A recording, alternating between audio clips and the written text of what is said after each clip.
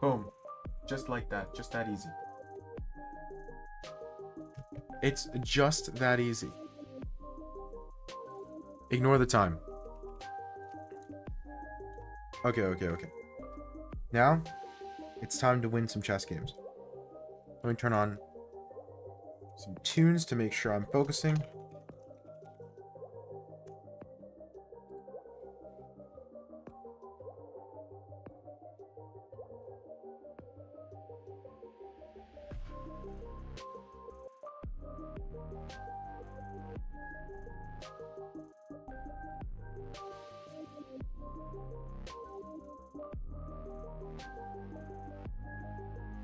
Here we go. Oh, 10 elo for a win. Perfect. But Twitch is going, right? No, it says it is, but it also says it isn't. I'm getting conflicted messages here, Twitch. Thank you.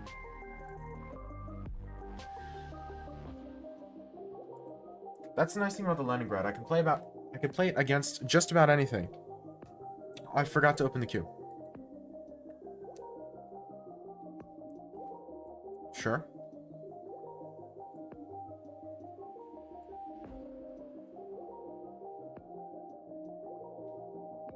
Rexpor got first. Very good. Very nice. Exactly how it should be. Hellofish Haraltra. Good. I finally finished analyzing those chess 960 positions. I just really hope I keep focused long enough to make that video. Hello, Beats. Just chilling. Nothing much. He could have taken here. I'm honestly shocked he didn't. Figured out anything funky? Not yet. I haven't had the chance to analyze the data. I just finished it like an hour or two ago. And I had some other stuff that I wanted to do beforehand, so I have yet to fully analyze the data. I have a feeling it's going to be pretty interesting, though, once I get there.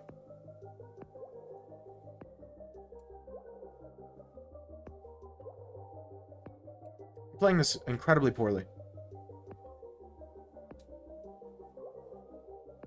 So I'm looking forward to it. Because I do have all of it now. I'm hoping to get some more. I'm doing some more looking at like chess tournaments and whatnot that were played in 960 to see if I can draw any other interesting conclusions. To know how I got tattooed? Yes. Also claim that I may not want more tattoos. I did remember you claiming that you don't want more. I remember you getting tattooed. I remember you... Yeah, I remember you said... wait, did you say that you... I'm thinking. Yeah, I guess you did say that you weren't sure if you wanted... You were like mixed. Well, I definitely want more now. Why is that? Do you just like having tattoos, or did you find something else you want a tattoo of? What specifically brought this on?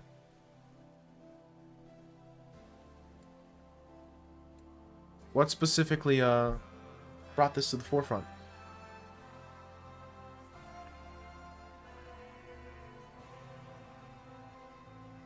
I've been scammed with dab points. I'll give you a second one, so you don't get scammed. I forget things. It's not a scam. I just forget. Trust, bro. Trust. I know it's what all the scammers say, but like unironically. I have more ideas now, and I also like the way it looks. That's good. The scariest thing about a tattoo is always, you know, are you going to regret it afterwards? So it's good to hear that you don't. Hello, when was the last time I was in your streams? A while.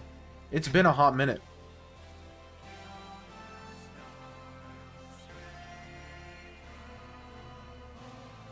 It's been a hot minute since you've been in here.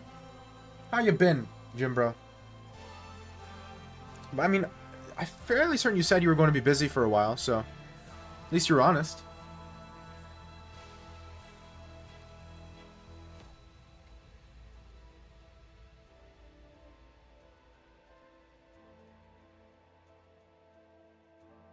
It's just neat to look down my arm and there's a really cool piece of art there. No, it makes sense. Again, my hang up with tattoos has always been that I'm not sure there's going to be something in my life that, like, I'll want a piece of art on my arm for, if that makes sense. But I'm supportive of it. I kind of expected to have at least a little regret, because I've heard it often happens with forearm tattoos because they're so visible. But I just think it's neat. That's an excellent place to be. Is the queue open? Yes, sir, it is. Exclam join, or at least it should be open. Assuming no technical difficulties, which, in this stream, is a bold assumption. Yeah, see, it is working. Welcome back, Shuska. Or probably don't know who. It's one of the two.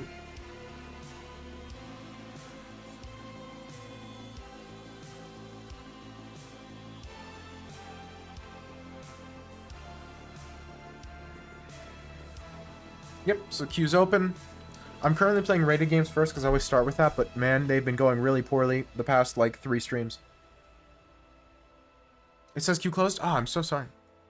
I knew I forget. I always forget at least one thing per stream, and so today I forgot to remove the queue closed title. Because bless my heart, I don't know how to read. What is this? Also forgot to update the ELO, because low-key I'm in denial.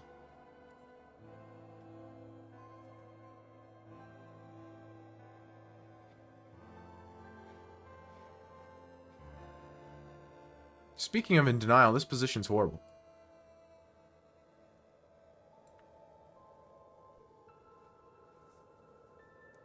You also stop stream pings? Correction, I forgot stream pings. I didn't stop them. That implies intentionality, which I can guarantee you is not the case.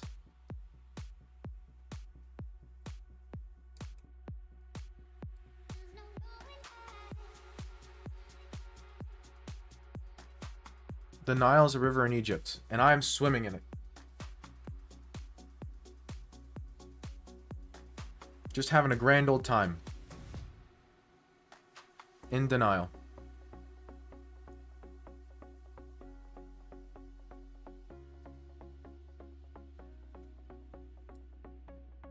But you know what else is new, right?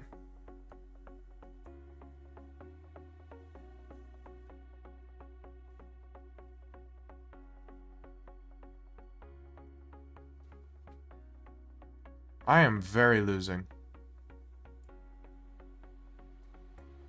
I mean, I don't believe in resigning, so I'm going to keep playing, but it's bad. Like, really, really bad. You also wake up on a random Monday and remember Arcade Craniacs is a channel that exists? I don't wake up and think about it in the morning, but I did think about it this afternoon. Truth be told. They don't live that rent-free in my head. They live a little bit rent-free in my head. Like, they're not paying as much rent as they should, but they're paying some rent. Right? I mean, this is a very stupid idea.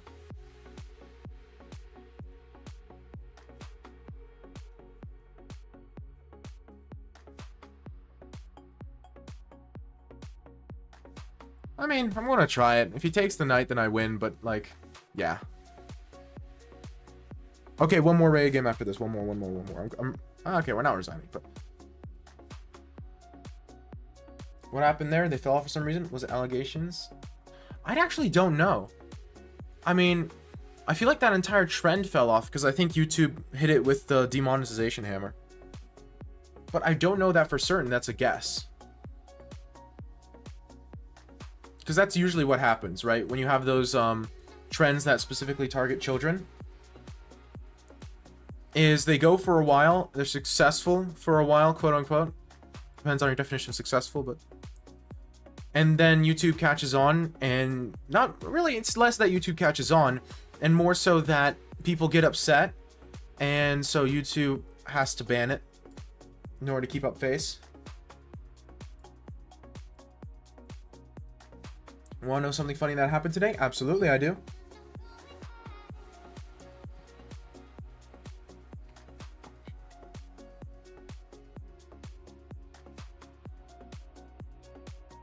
Okay, so here's something interesting.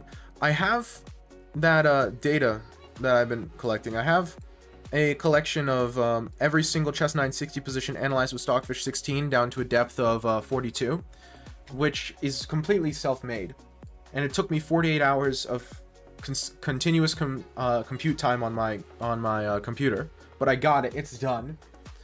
And so now I have this data, but it's all a bunch of PGN files, and so it's a bunch of text documents. So I have no idea how to like do stuff with it, which, you know, you would expect to be a thing I led with, but oh, wonderful. So the classic YouTube.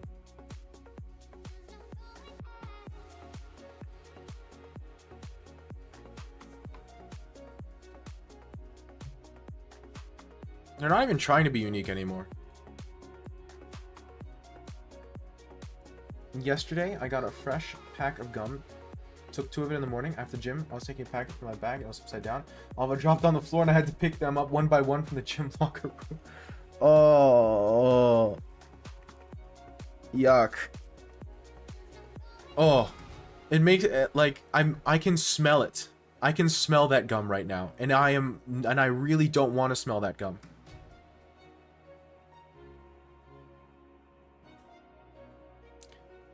Yeah, I feel like there's a reason that shouldn't be the case, but I mean, historical precedent agrees with you, so can't exactly disagree that strongly.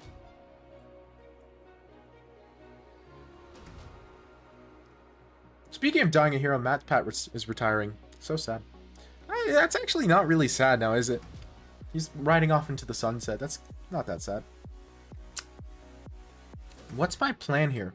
I like my position, absolutely, but I could isolate this pawn forever. This one. But the problem is takes, like takes, and then moves the bishop or something. I don't think I made that much progress. I'd love to move this knight, but I can't really.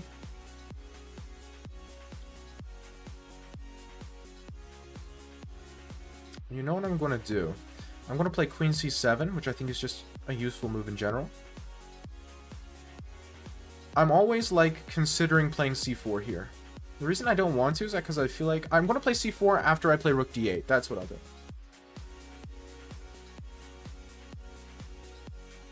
Yeah, it makes me sad the same way that, you know, like anything else makes me sad. Like, Pixar's current state makes me sad, because it's like, ugh.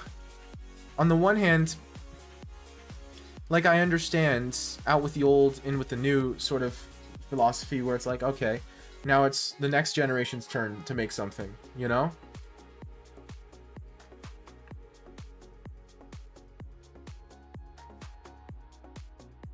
Right? Us Zoomers were not the young ones. How's life? It's pretty good, actually. College is being college, for better or for worse. For better, mostly, honestly. It's difficult, but difficult has never been my problem. My problem has always been when teachers give me trouble, and I have not had a teacher give me trouble this semester, so honestly, it's pretty good. That's all I can ask for. Outside of that, I'm just trying new things. Yeah.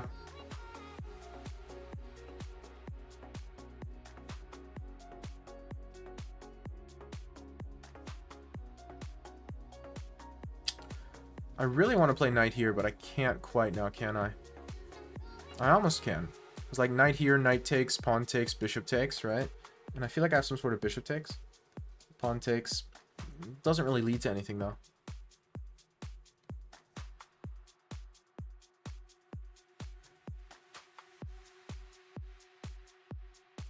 It doesn't really lead to anything.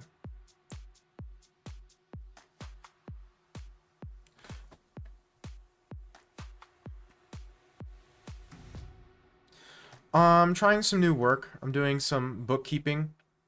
Just a few hours a week. Because, see, I was originally planning on going to college and majoring in finance. But then I really hated my first accounting class and I got spooked. And so I switched back to majoring in entrepreneurship. which is pretty objectively a less valuable degree. However, with the advent of me starting doing some bookkeeping for a company, a nonprofit, I'm strongly considering switching back to finance. Or I never actually started finance. It was before I started. I started in management just because I feel like I could switch between the two freely in the first 2 years of college.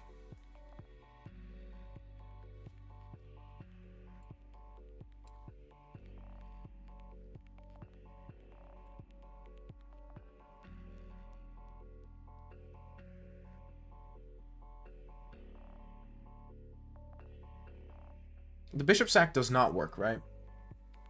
I don't think it does. Because I can always play queen g7 and he's not threatening anything. That, on the other hand, is far more interesting.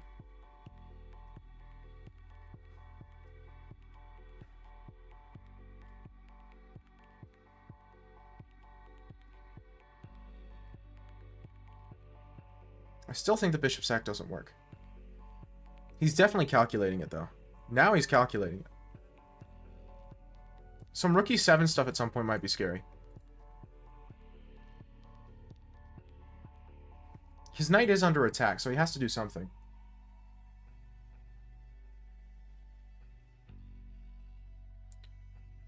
Really?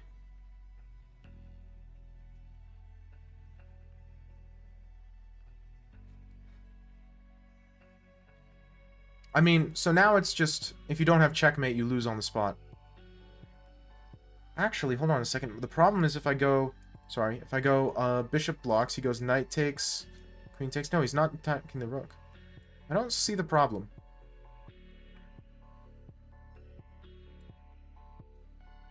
Now I think about it, most YouTubers leave disgraced in some way. Well, of course. Like you said, you either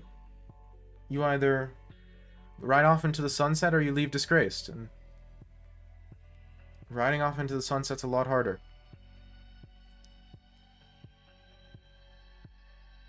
Is knight f6 a problem? Knight f6, king f8, because I can't get mated. King f8. I'm still attacking one of his pieces here. This check doesn't do anything because the bishop guards the square. It's really close to me losing, but, you know, horseshoes and hand grenades, right? It doesn't matter how close it is if he can't finish me off. Maybe he goes knight d5. That looks a bit much. No, I can just take.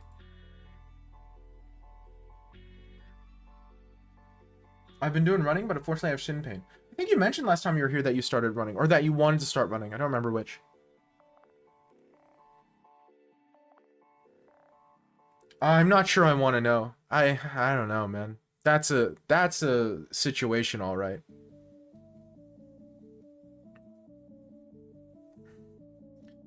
This is a really wacky position. Does he just play queen f5? Queen f5 might just be the move.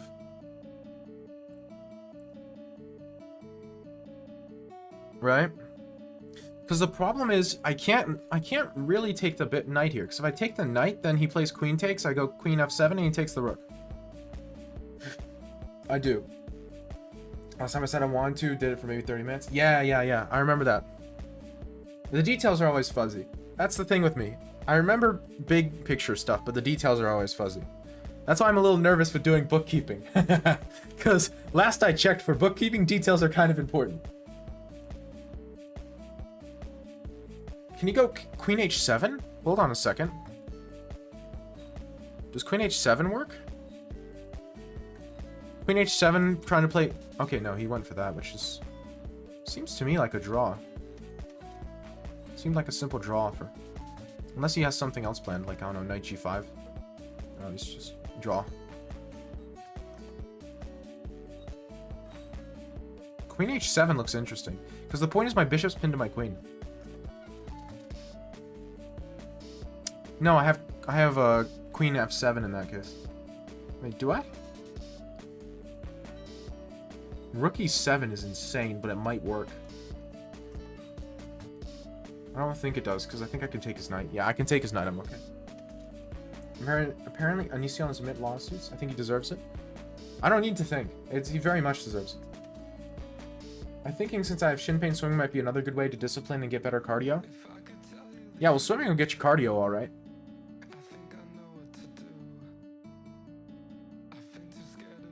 He might be going knight h7, knight g5. I'm not sure if that's productive. I mean, the h7 square does become a huge weakness for me.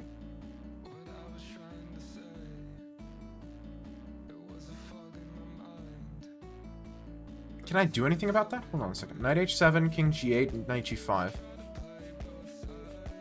I guess he's not actually threatening checkmate in that position, funnily enough. What's his threat? I guess his threat is queen check followed by knight e6. So, like, bishop c4 theoretically prevents all of his threats, which is unhinged. It's, like, sickening. I could see that. I, in general, try to avoid Schadenfreude. Hey, that rhymed. And wait, Caption's got Schadenfreude right? Okay, didn't get it. Now it pitched a fit. It was done. It got Schadenfreude once, and then it just completely gave up on everything else. I respect it.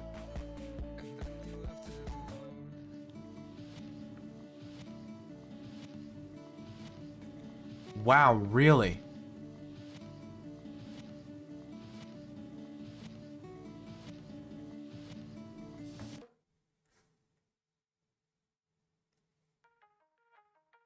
Because if he takes my bishop, then I actually have a huge problem because he's threatening mate.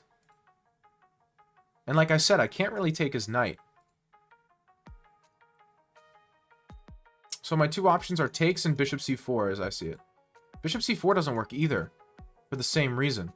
So I could take, or I could go to like c6 or something.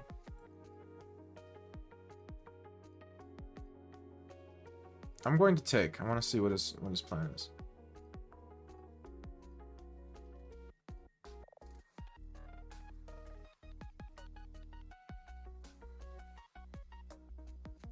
Because while I might be in a pickle, I don't see the big deal. Have you watched The Truman Show? I absolutely have. I love that movie. There are a few movies I like as much as I like The Truman Show. I think I have it at number 11 on my list of best movies of all time. 11 sounds right, but it might not be. Part of me wants to play this just to bait c4. Because after c4, then my pawn is passed. Yeah, that looks dubious. This seems like it could be a problem. Because you got accused of completely different... Wow. Yeah. That sounds like Onision. That's in character.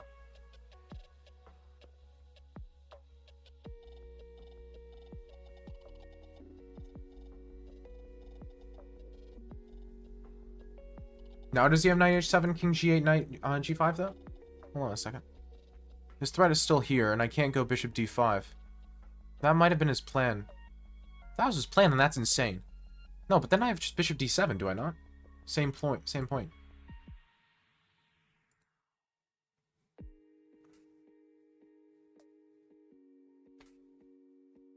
We're told to make a philosophy essay analysis about the movie.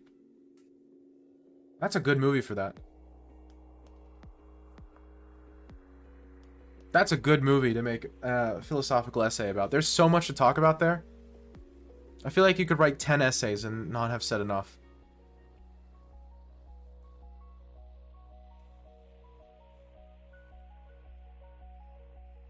I'm surprised he's not going knight g5. Because knight g5 is threat is check, knight here. Which, I mean, maybe he doesn't see it. I guess he didn't see it. Yeah, he's winning. He goes knight h7, knight g5. Okay, I was right. Do you have a plan for your essay, Jimbro?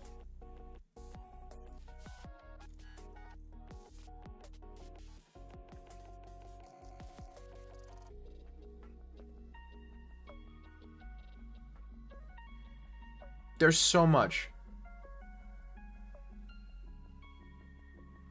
I got 10.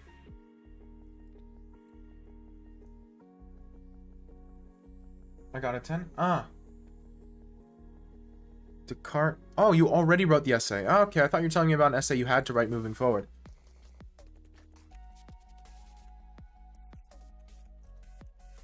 Platon's Cave. Ah, yeah.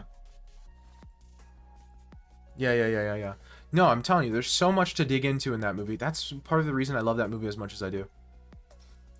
It's crazy because most movies that have that level of depth end up being kind of unapproachable. Like, they end up being difficult because they're so dense. Based Rexpor.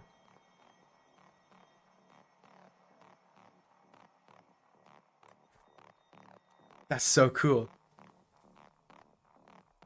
So many movies try to be as dense as The Truman Show, and they succeed, but they end up trying to be as, like, profound as The Truman Show, but they end up being dense. And while I don't mind dense media, I consider myself a dense media.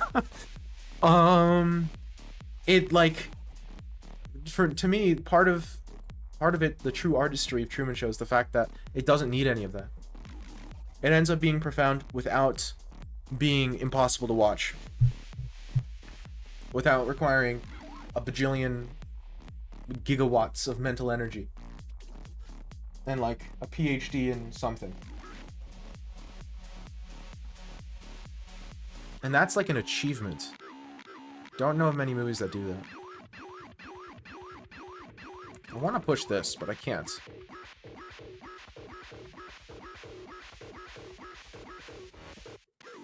I mean, this might unironically be a move. Just to play e4. Because e4 is such a strong idea. If h6 I play e4, I just push him. And after e4 he struggles to find a good square for his bishop. Now h6, e4, bishop h7, bishop g6, I might have a problem.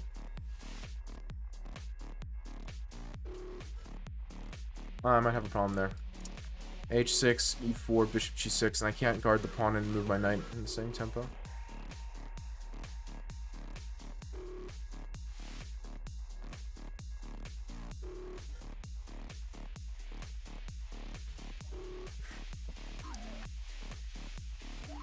You really have that strong of a feeling about Plato. I haven't read enough Plato to have an opinion. I really should read more Plato.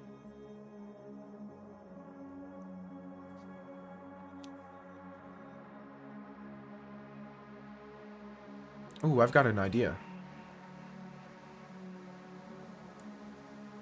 No, it doesn't work either, because then he plays bishop e6 afterwards. Ugh. This is an immensely frustrating position.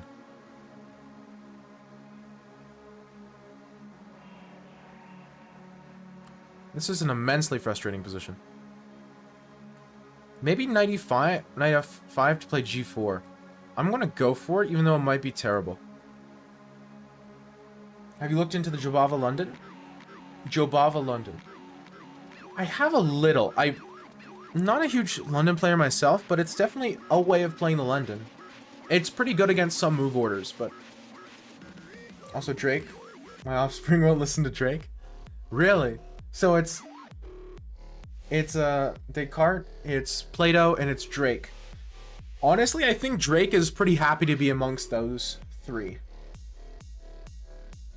I don't know. I can't speak for Drake, but if I were Drake, I'd be pretty satisfied with that positioning.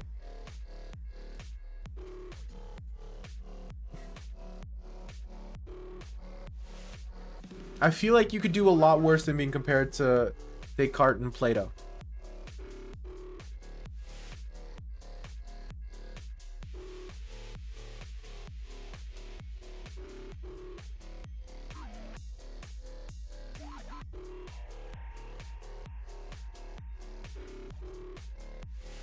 I want him dead.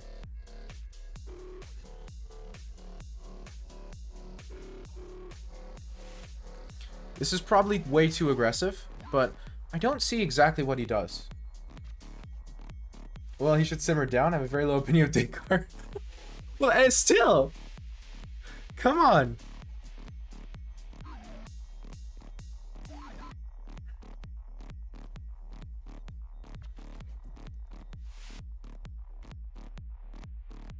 It really ain't that bad.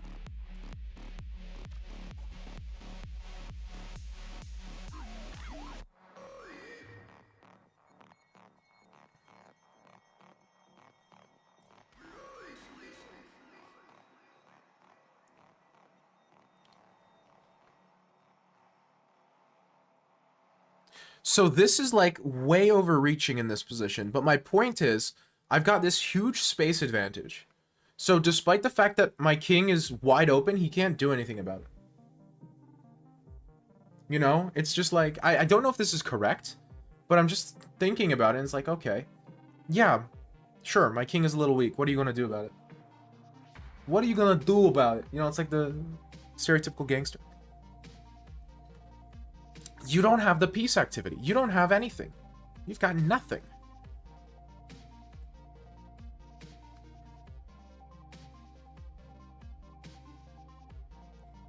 I personally think scientific method has no real place in philosophy. Ooh, that's a take. That's a very interesting take. The scientific method has no place in philosophy. Huh. I need to think about that one. Give me a second. My gut tells me I disagree.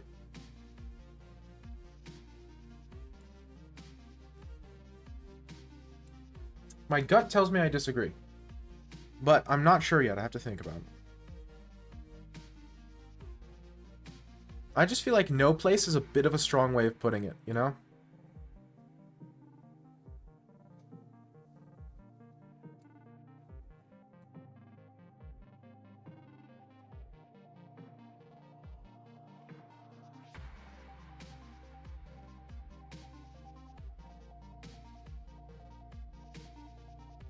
Man, I'm so close to sacking a bishop in this position.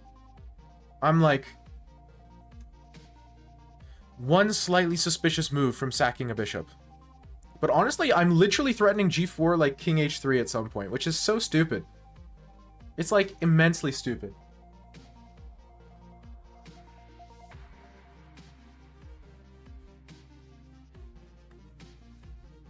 To me, it boils down that a massive chunk of philosophy isn't empirical enough in nature to allow for something productive with it.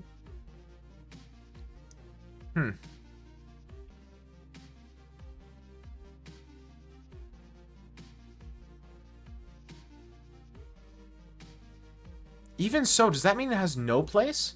Or does that mean it has a limited place? That's kind of my question. Like, because even if it has a very limited place in philosophy, that's different than saying no place, right? I struggle with no place.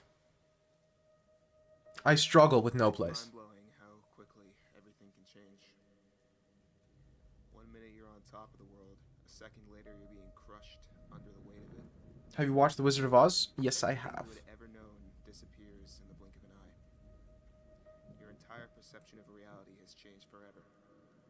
I need to open my H file. Normal has no meaning anymore. Here. The rock you've been pushing up the hill Could has work. rolled all the way back down. Here immediately, I feel like he plays pawn takes. No, but then I go f4. The same. That's spicy. That's a spicy meatball.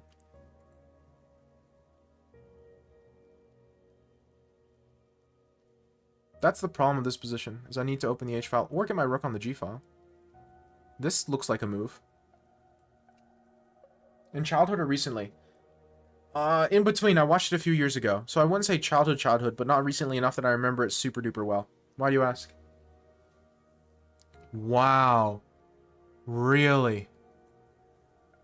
I am shocked by that move.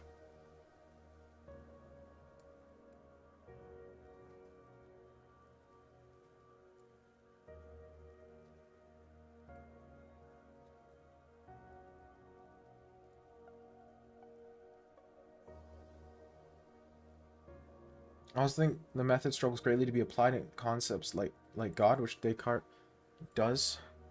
That makes sense.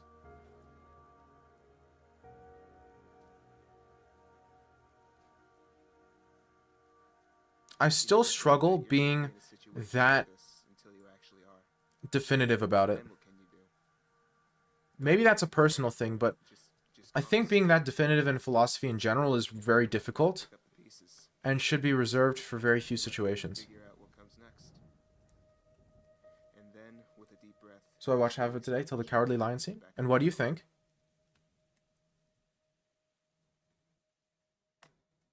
To me, The Wizard of Oz is greatly changed. I can't decide if it's improved or not, but it's greatly changed by the knowledge of how it was made. Oh, I completely forgot that was a move. That's very bad for me. It's great for when it was released. When was it released again?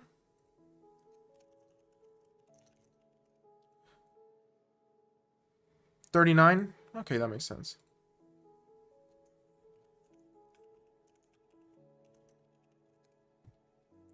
I'm doing the typical movie nerd thing where I'm comparing its release date to Citizen Kane's. You can see that's kind of acceptable more in analytical and mathematical branches of philosophy.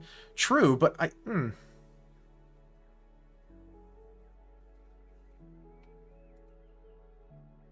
don't think it's that easy to differentiate.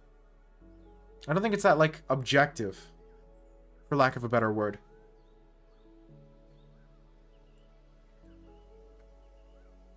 That queen looks trapped.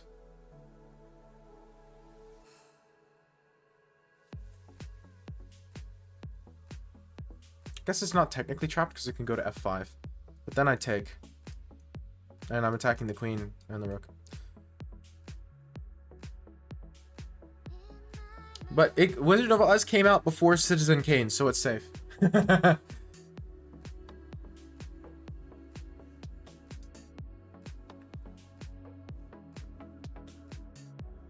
It's interesting. I've seen some Seinfeld, but I haven't watched any Do the Right Thing. I've seen a few episodes of Seinfeld. I do speak in absolutes here, which maybe I shouldn't, but when has a good take not been an absolute?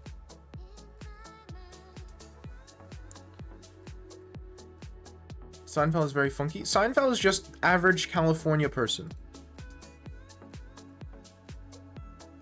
Uh-huh.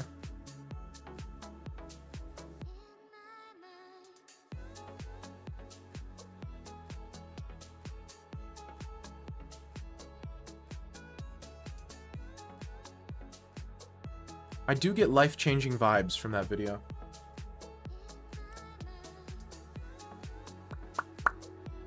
This was a terrible move. Actually, maybe it wasn't that bad. Actually, it was terrible. Maybe it wasn't that bad. Because this check feels difficult to deal with for him. Yeah?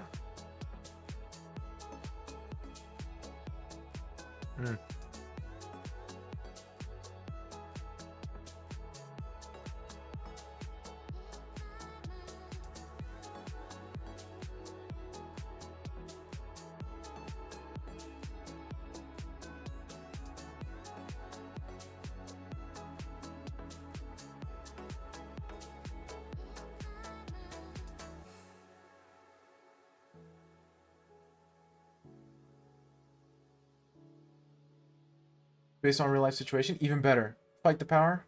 I've only heard the cat version from Cloudy and Chance of Meatballs. So I would say that's probably a no. That's probably a negative. Typically, people don't count cat versions of things from children's animated movies as the thing in its original form. Which they should. That's a criticism. I'm going to assume you're talking to me, Void, even though I'm not sure all of those adjectives apply to me.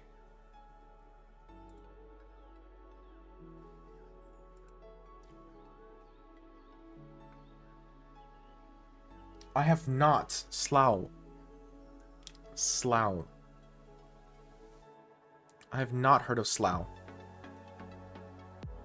Is it another one of those pieces of media where its ethical existence is dubious?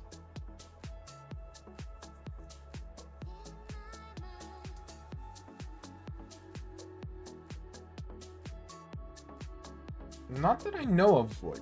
Unless Slough is something that along those lines, in which case, I guess.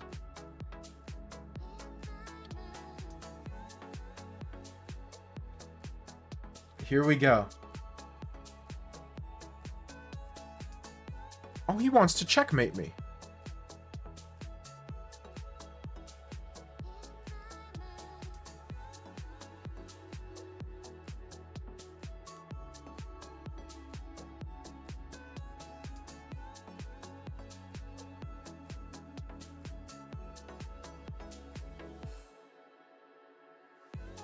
Or he just wants the draw. It's hard to avoid the draw here.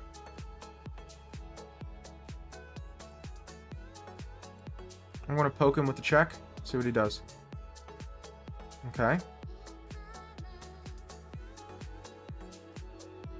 I don't see any checkmate yet, but I don't like how distant my pieces are. Oh, Jane Bond. Is a retelling of 120 Days of Sodom, but set in the last days of fascist Italy. I forget what 100 Days of Sodom is.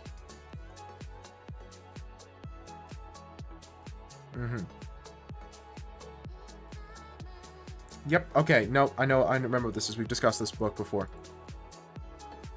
Ooh. That seems like a piece of media that has a dubious right to exist.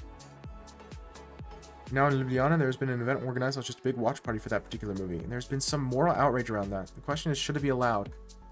Ooh. That's an interesting question. Bye, my Void.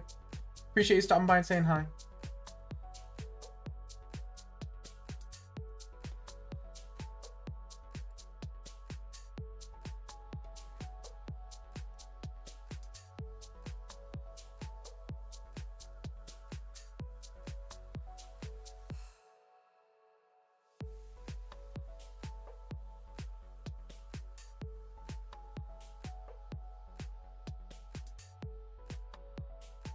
Privet всем русским. I forget what the word for to learn, and it was like Учаю русский. I forget what the word for but is. I know like 4 words of Russian. I'm working on it, but currently I only know 4 words. Russian's one of my classes in college, but man, your language is fascinating, but it is difficult. And I think that's not a hot take. I think that's pretty well-known information.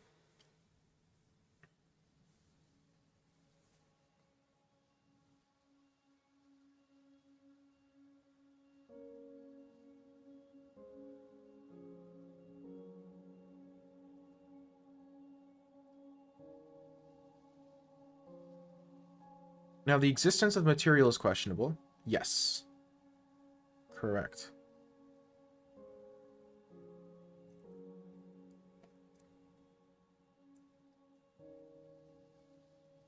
I'm losing.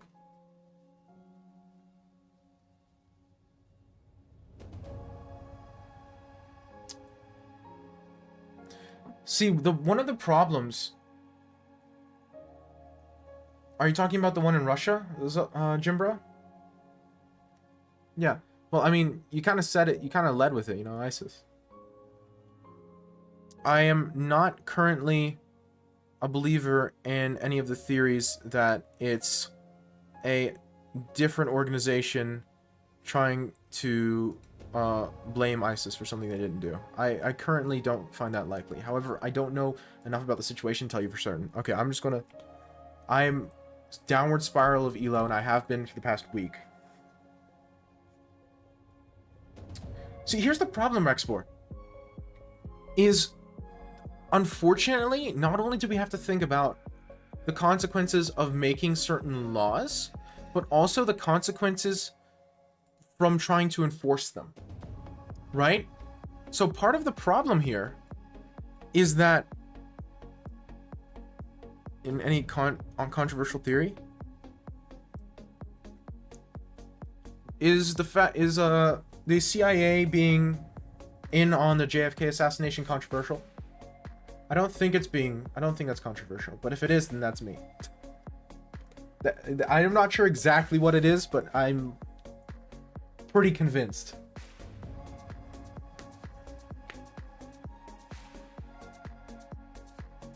Oh yes, Velociraptor Earth theory, my favorite.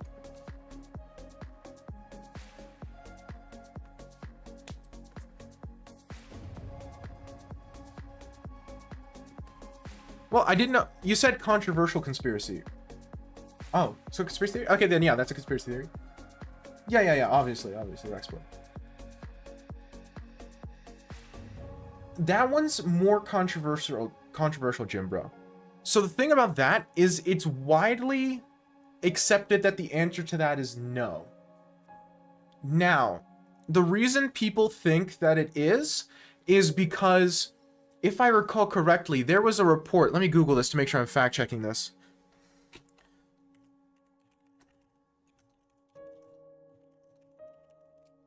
Let me see if I can remember this.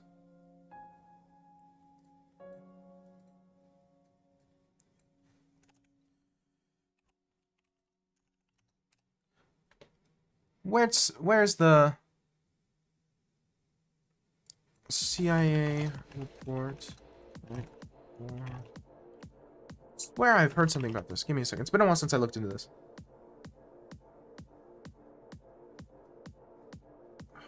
Where is it? Something to do with economy? Something like that. I do think 9/11 is an inside job. Interesting.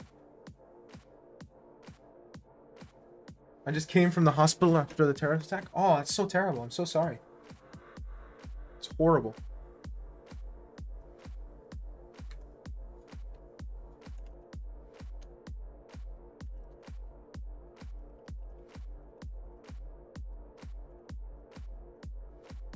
And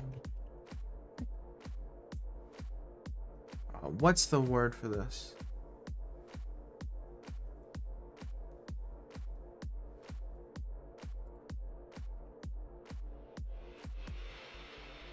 Where's the... No, it's 2002. Yeah, maybe I was wrong about this. That's why I didn't say anything before I fact-checked myself.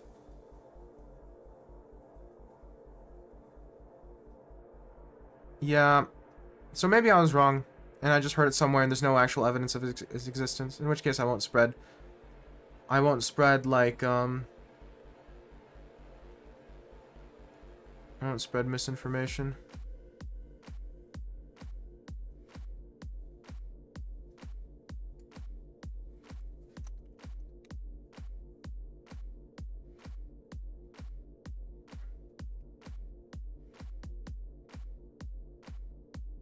No, it wasn't just the stocks one, it was something else.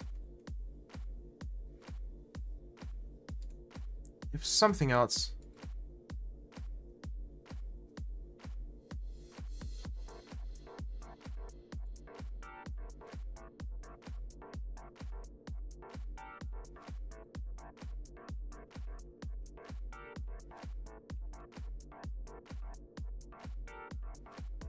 Here it is. Now, I don't know. Let's see.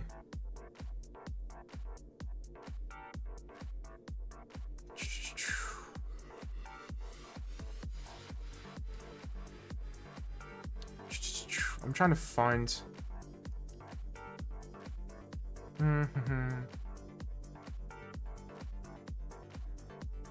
Here we go. No, that's not correct. That's a...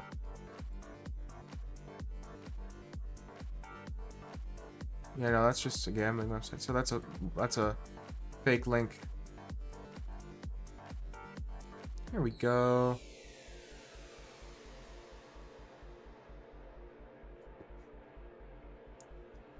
It's not a conspiracy theory. That's just the thing that they're like, yeah. Hi, Floppy. Hey, look what shirt I'm wearing. Ta-da.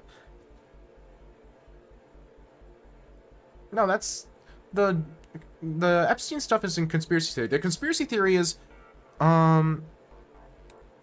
here we go.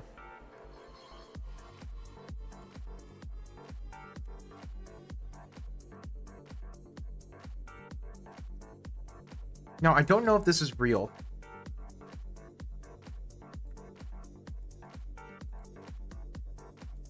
I don't know if this is real or not.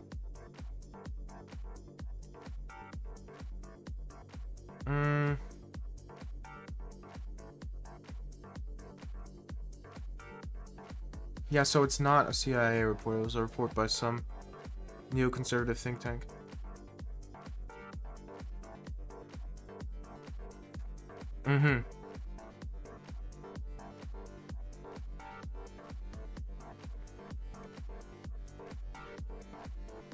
Yeah. Okay. Uh-huh. Okay, so. Okay, so here it is. Now I'll give you the real information. Bye, Jane. No, I got it. I found what I was looking for. It just takes me one moment. So, there's this neoconservative think tank, right, called Project for the New American Century, okay? And so they released a report in September of 2000 called Rebuilding America's Defenses. And in this report, they would say that in order for the American government to justify a war in the Middle East, they would require a second Pearl Harbor, or another Pearl Harbor, or some wording similar to that. Now, the thing about this think tank is 6 of the 27 primary authors were later parts of the Bush administration. So the conspiracy theory is that 9/11 was a false flag in order to be another Pearl Harbor to justify war in the Middle East. I'm not sure I believe that. I think that's a little tinfoil hat. I think it's a little bit of a reach.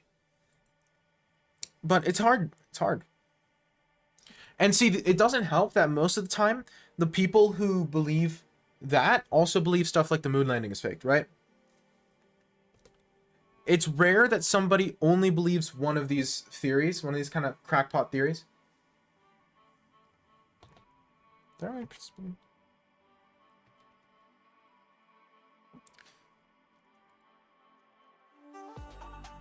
Again, it's been a while since I looked into this stuff. I have looked into this stuff before. It's been a while. Well, yeah, but the whole Jews conspiracy, I've never seen any real evidence for that, or even real implications. It's your turn, Jim Bro. No one else responded, so I think while you were later on, no one responded before you, so you're good. Yeah, that one is like even worse, right? There's like degrees, you know? On like one end you've got lizard people, and on the other end you've got, what's like the most sane conspiracy theory? Work with me, people. What's the most, well, yeah, conspiracy theory of all time?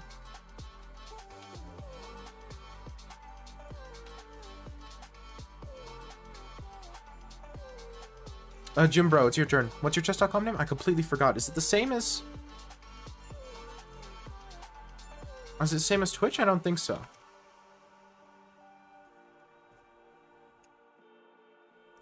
So, like, on the one side, you've got the... whatever, a very normal conspiracy theory. What I mean is, like, a conspiracy theory that, while not widely accepted as fact, is something that people are like, okay, yeah, that might be true. I'm trying to put it at the other side of the spectrum. Okay, I'm trying to put on the other side of the spectrum as lizard people, where lizard people's the really crazy one that has no meaningful evidence. Okay, 15 minutes, we can do that. Lizard people is like the one with absolutely no evidence whatsoever. Right, where it's just like complete nonsense. I guess like some of the Epstein stuff, where it's like, they say no evidence because they're smart. True. There actually is a ton of evidence. I'm joking, by the way. That was sarcasm. Anyway.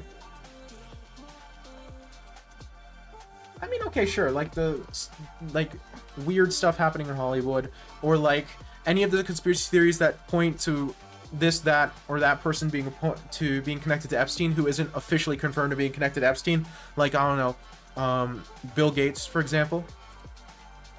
Right? Where it's like, okay, technically there's not enough anything to say it's true for sure, but like, I wouldn't fault someone for believing it. Right? So that's on the one end. And then the other end, you have lizard people. And so like, on that spectrum, I would say moon landing is strongly towards lizard people, but not as far as lizard people.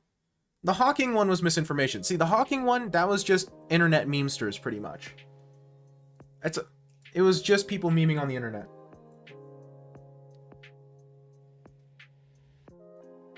There was never actually anything about Hawking that I know of. Everything that I looked into, everyone was basically saying, yeah, it's just people making stuff up because it was funny. Which I don't think it's funny, but whatever. That's what I mean. So like those sorts, I wouldn't say that's like even a conspiracy theory, but technically it isn't confirmed by anybody, and technically there isn't enough evidence to make a definitive statement one way or another. So okay, right? Definitely, that's absolutely what happened.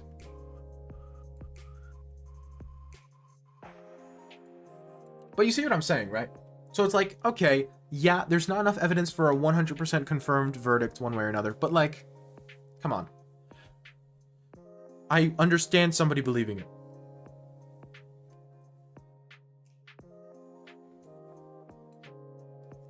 But then, and so you have like those theories, and then you have the... And then on the other end, you have lizard people, right?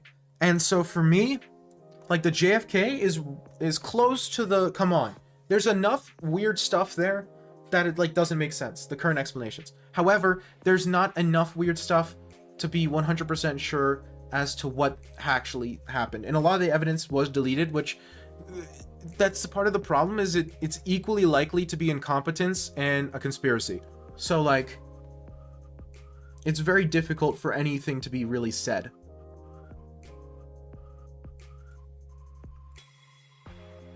Right?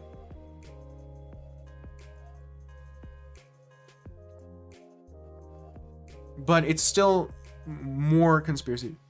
I don't remember what a red room.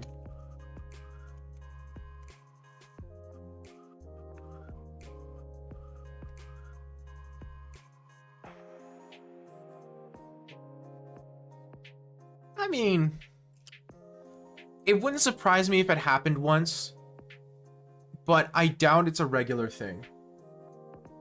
I really doubt it's a regular thing. It wouldn't surprise me if it's like something that happened and so then became an urban legend, or like something that almost happened, or you know how urban legends are. Like, okay, maybe.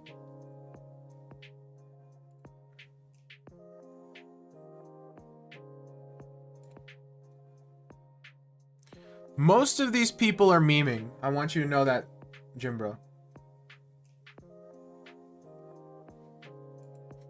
Most of these people are having a laugh.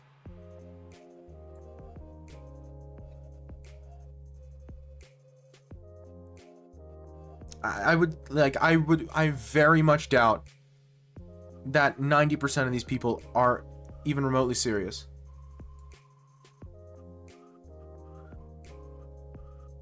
Maybe I'm wrong. Maybe people are taking this more seriously than I thought they are, but like, I would be surprised.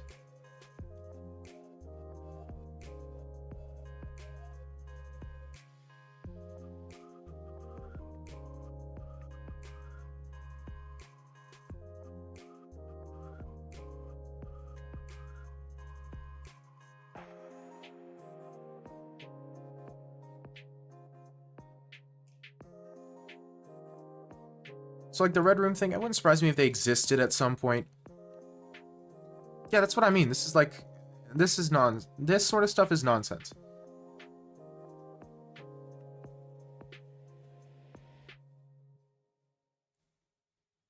Yeah, this sort of thing is nonsense.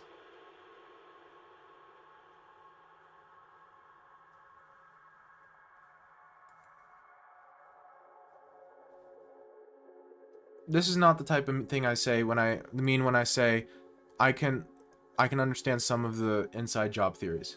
That's not what I mean. Yeah, exactly. That's what. Thank you, Rexpo. I said that. I said it was fake. And while I didn't read all of the logs, I mean, everyone I trust said it was fake.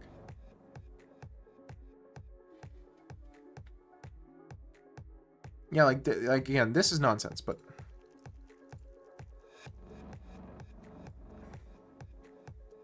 it's just, for a lot of these, the jump between motive and they did it is really big. You know what I mean?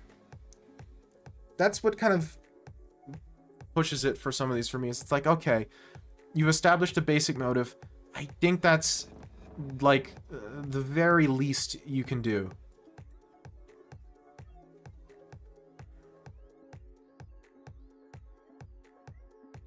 It's hard.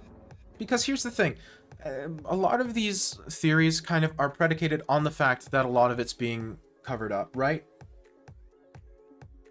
Oh, people absolutely enjoy spreading misinformation on the internet. That's why I told you not to take that remotely seriously.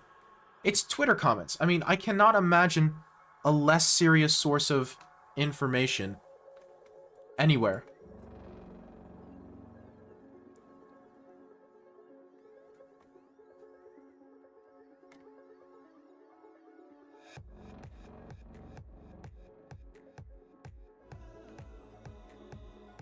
Yeah, that matches what I've heard, Rexport.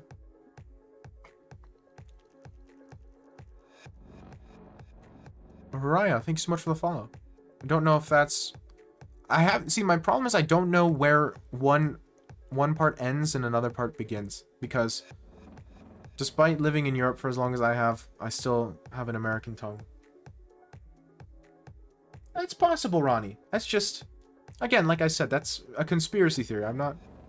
It's very much not an objective fact, one way or another.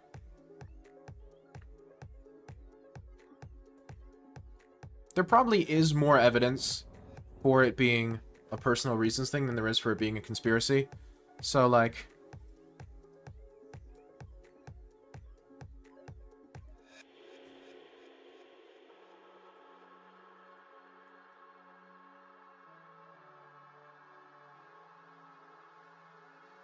Yeah, no, but that's the thing, Rex, where not only do they refuse to release it, but a ton of documents just don't exist anymore. The way the evidence was handled at the actual scene was, like, insanely dumb. Now, it's very easy for me to believe government being incompetent as an excuse. However, that'll only take you so far.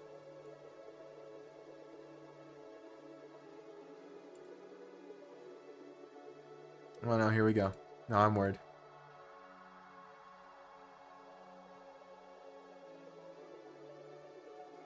Oh yeah, 100% natty. No, yeah, for sure, for sure.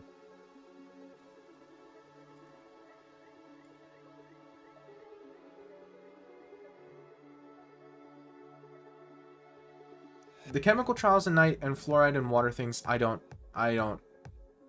believe those at all. Yeah, no, the JFK thing has, like, everything a good conspiracy has. It has motive, it has, like, timeline, it has evidence for it. Again, not a lot of evidence, not, like, enough for it to be conclusive, but evidence, some degree of evidence for it, which is more than a lot of conspiracies have, right? The JFK stuff legitimately has, like, everything you could wish for in a conspiracy theory. That doesn't necessarily mean it's true, but it means out of the conspiracy theories that exist, if one were going to be true, that's a pretty likely one. The fluoride in water and chemical trials and all that. Again, it's hard because I feel like everyone I've met who goes into that sort of stuff is not a super trustworthy source. And so I like it. It makes the arguments not super convincing. No way. There's no universe. Is that a conspiracy theory? There's no way that's a conspiracy theory. Come on, guys. Come on. There's no way. There is a 0% chance. Freemasonry? Isn't there, like, no evidence of that? That's a legitimate question. I don't know. I haven't looked into it.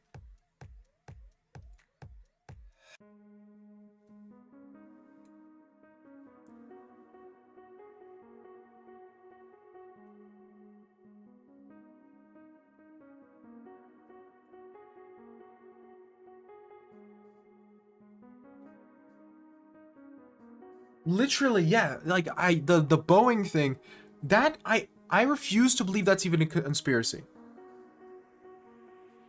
Well, yeah, but I mean, like, the conspiracy side of the Freemasonry, not like the actual society organization that exists. I'm talking like the conspiracy stuff. That's what I mean, like...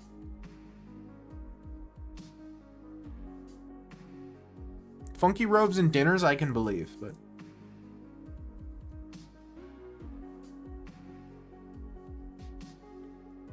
I think there's a difference between funky robes and dinners and shadow government, right? No, that's why it's called a conspiracy theory. What do you mean no? Like, no, there's no evidence, that's why it's called a conspiracy theory? No, but the good conspiracy theories have evidence. They just don't have enough to be conclusive. That's my point.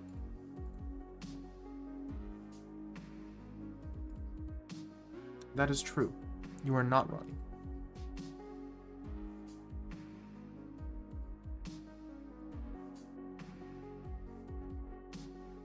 And they apparently donate a lot to charity. I mean, good for them.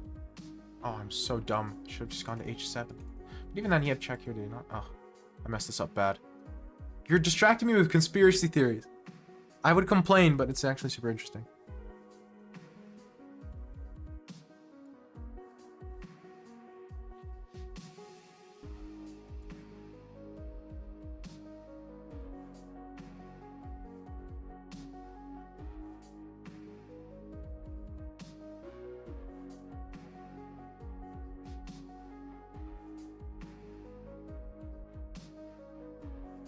I'm also not Rexpor? Okay, now that one surprises me. Black helicopters, I've heard of that. I don't see that. Chemtrails. Chemtrails are funny to me. I've heard a lot of those too. I don't believe that one either.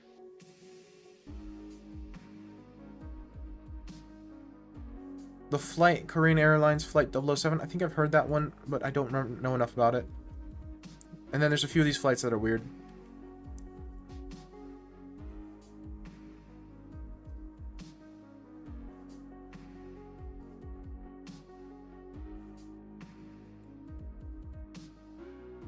Okay. That's Shakespeare theory where he didn't write his stuff. Chemtrails is the tinfoil hat theory. If I had to like give you one theory that I thought was goofy, then it'd be chemtrails. That's like my example of a what are you cooking conspiracy theory.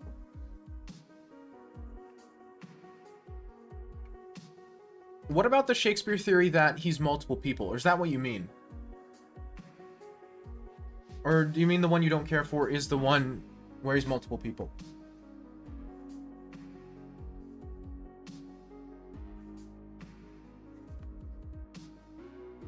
Maybe in Western society. I wouldn't say he created it. I think that's a bit strong. I would say he was massively influential on Western culture. I could get behind that. But I created... That's a little bit sensational.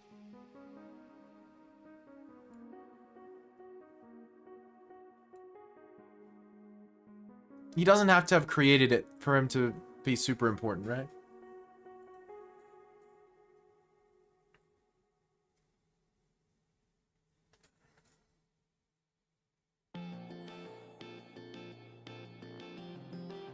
Is the Shakespeare being multiple people one a conspiracy? Or what you're talking about is a different conspiracy where Shakespeare didn't exist at all?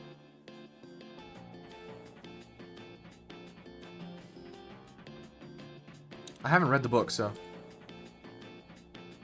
Bloom provides an analysis of each of Shakespeare's 38 plays, 24 of which he believes really are of the highest quality. Written as a companion to the general reader, theatergoer, Bloom declares that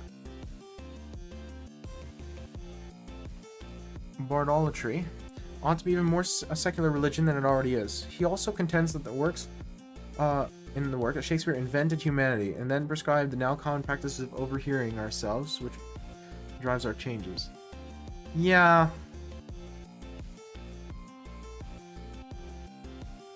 This seems a bit much. Think it's the same theory? Okay, then why don't you care for it in that case? I don't have enough knowledge to have an opinion one way or another. Just think his works are kind of mid. What does that have to do with the theory?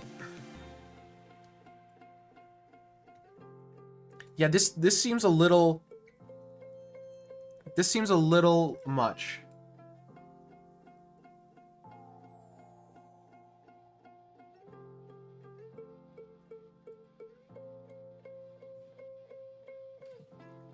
I it's a fun take. No. I have no like ethical issue with it. So I've said this before, but I'm largely of the opinion that human nature is, how do I put this, more static than we give it credit for. It's not totally static, but that's fair. I thought you didn't care for it because you thought it was bad for some reason. And so for me, the idea that Shakespeare invented the modern concept of humanity is silly at its face, because like, bro, we've had the modern concept of humanity since the Stone Age, you know? I don't really see that much of a change in human nature over time.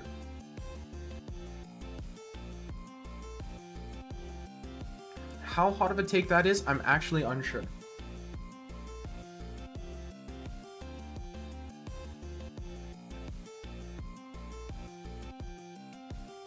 I don't think it's bad, it's just not world shattering. You know what, fair play.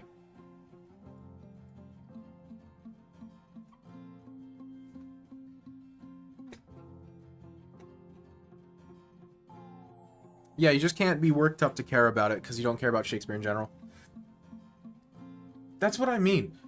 To me, it's an absurd statement at its face, because it, like, contradicts everything we know about humans. It's like, what, somebody invented humanity. Like, it's like, so beyond the realm of what makes any sense to me that I, like, struggle to even criticize in any meaningful way. Because, like, it's one of those things where it's an argument that I find so obviously wrong that I struggle to actually give a reason why it's wrong. Because everything I say, I feel like, how did you not know that already? Kind of thing. Oh, yeah, no. Define, I would say explore.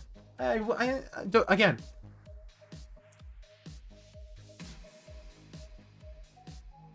I think it's giving them a little too much credit to say they defined humanity. I think explore is a better word. It's a word I would prefer to use.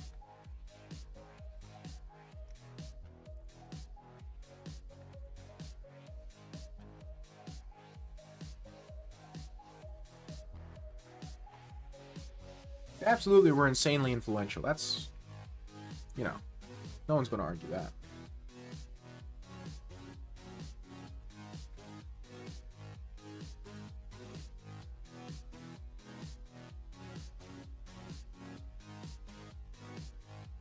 I don't think anyone defined humanity, because I don't think, again, this goes back to me being a theist, right? Where I don't think humans define themselves, if that makes sense. And so I kind of find it difficult to agree with a lot of these takes from go.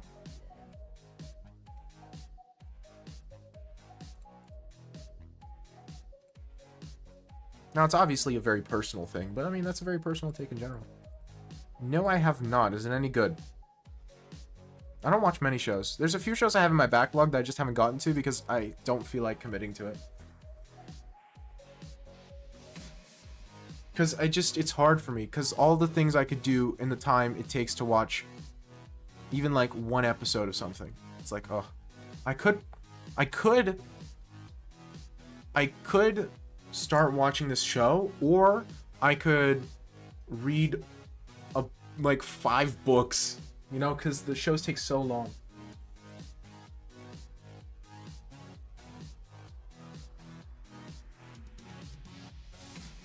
Yeah, but like, I in general prefer film as a medium over books, probably. But even then, like, why am I not reading the book? And a lot of movies have good answers for that. Like, the Lord of the Rings trilogy have legendarily good answers for why am I not reading the book, right? Because they're like, did a crazy, spectacular job of making movies.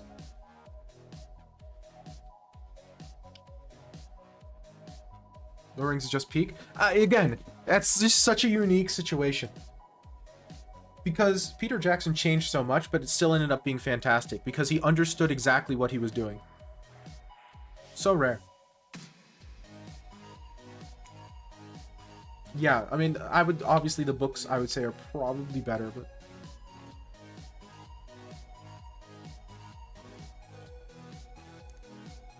Tolkien was cooking something fierce. He was cooking something schnasty.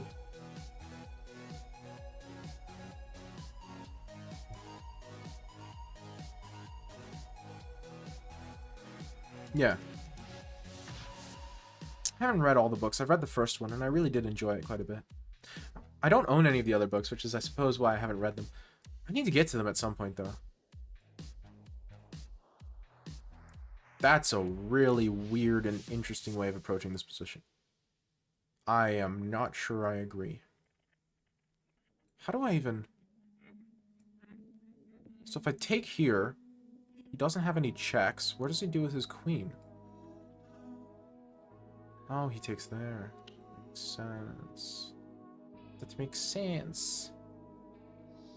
It's so close to so much cooking right now. There's so many almosts in this position.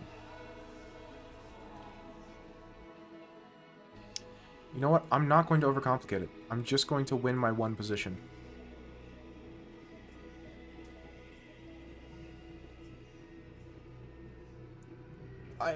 Lord of the Rings not having religious themes is another one of those funny takes which I struggle to actually criticize because to me it's so obviously insane. Like, how do you even begin to dismantle that take? How do you even begin to break that down? What do you even say to that person?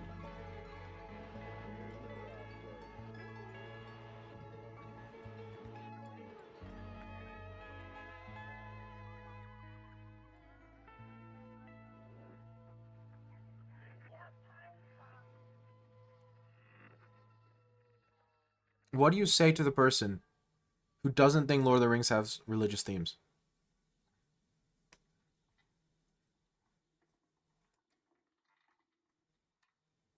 Oh, give me a second. I've read that book.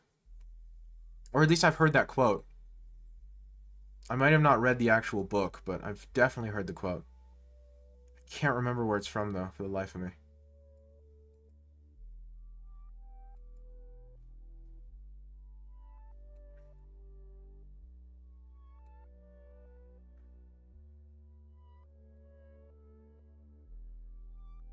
Yeah, I know it's sci-fi, but... There's a lot of sci-fi out there. You know what I mean?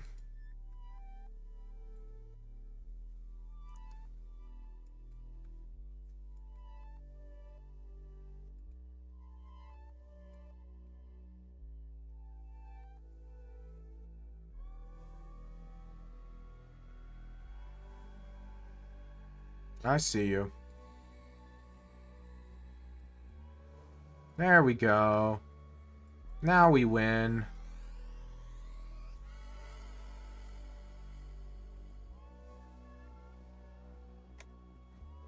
Hitchhiker's Guide to the Galaxy? Ah, yeah, that's probably what it is. So I haven't read Hitchhiker's Guide to the Galaxy, but I'm familiar with a few of the memes. Pretty much. The restaurant at the end of the universe? Oh, really? Interesting. Currently, I'm working through How To, which is XKCD. Because I have a signed copy that I got for my birthday last year. I haven't gotten to it yet, which is just a waste. Just a terrible waste.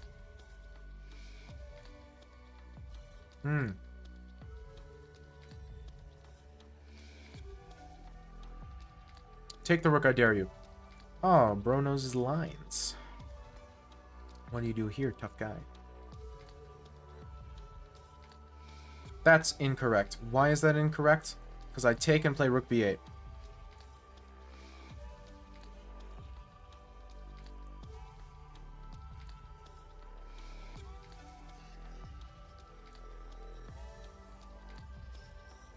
And this is why knowing dragon theory helps win in the dragon, folks. Whoops.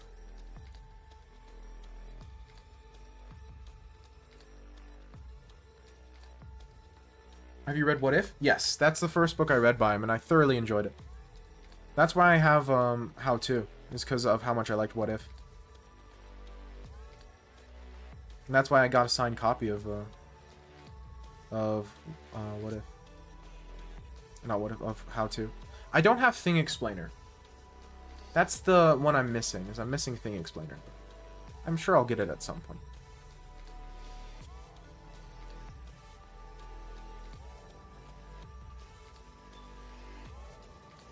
I'm not too terribly worried. For how many dollars? I don't know. It was a birthday present. But I think it was just if you bought him within release, or like you pre-ordered it, then you got a signed copy. From like you pre-ordered it from from a very specific like retailer or specific association or whatever, then you get a signed copy. I don't think it cost extra.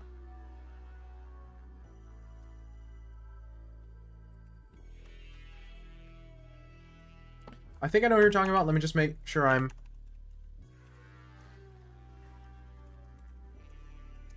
Let me make sure I'm on the same page. Or her. Have I seen her in anything? I don't think... Have I seen anything she's in? I have seen nothing she's in. So, in that case, I have no idea. I have seen literally none of her performances. That's well beyond don't have an opinion. That's like can't have an opinion.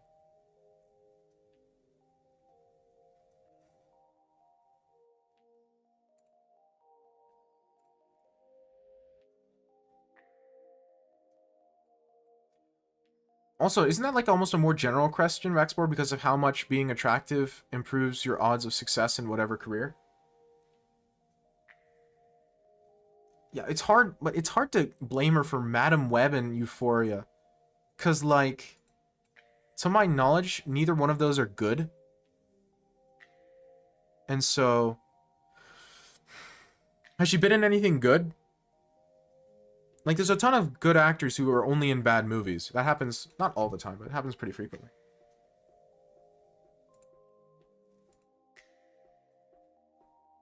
Ooh, that's beautiful.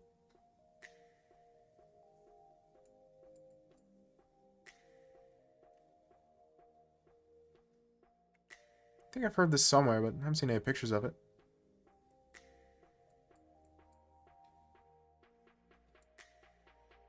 Which dragon are you playing? I played my wrong move. I normally go bishop g5 first. Okay, we'll figure it out. The Amsterdam variation. I have no idea what I'm cooking.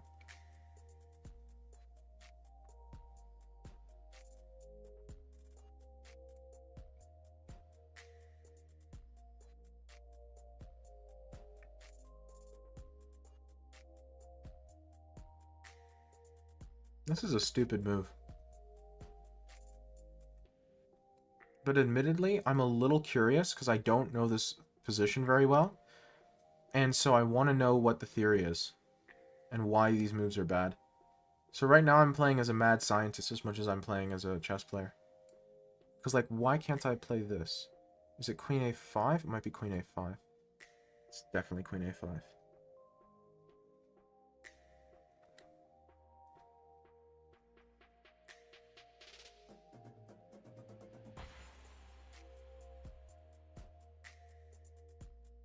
Because it feels like I have compensation. Would you celebrate it if given a chance? I don't know.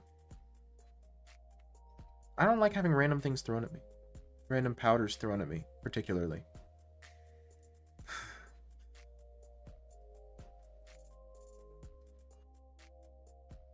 That's just a me thing now.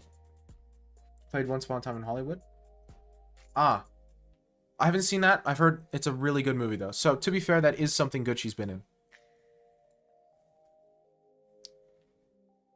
Do we celebrate Palm Sunday? Probably? Struggle to remember Palm Sunday.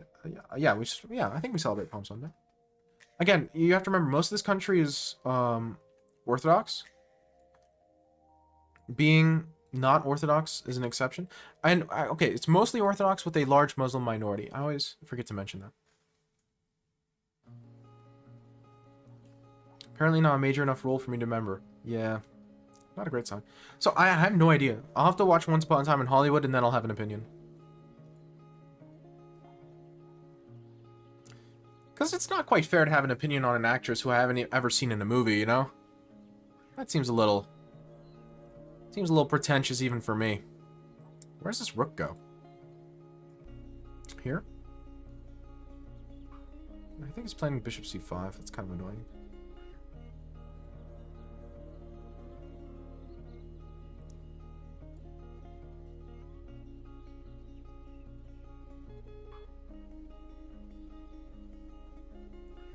Romani too, are they there? Yes.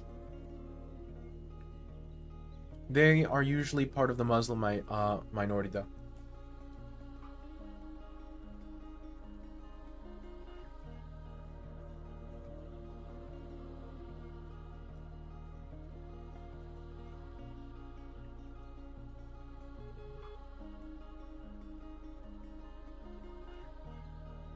Sometimes it's impressive how bad at chess I am.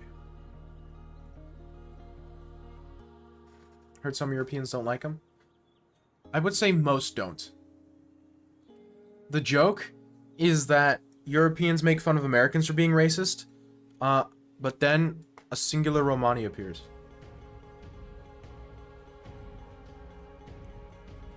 Right, that's the meme.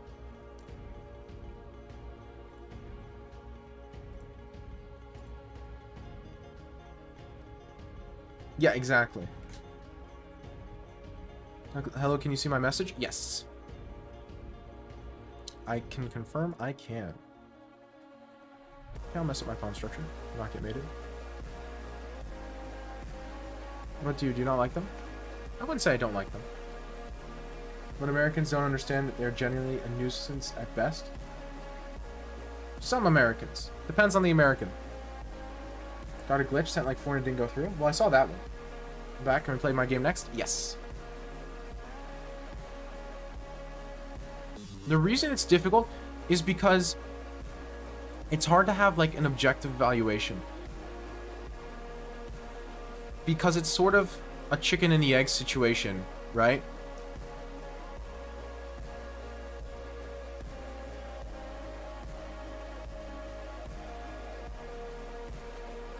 That was a dumb move. Now, I'm of the opinion that, like many countries, it's almost a cultural trauma sort of things.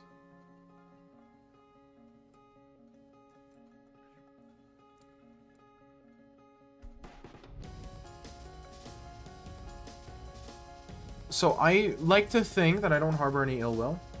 Yeah.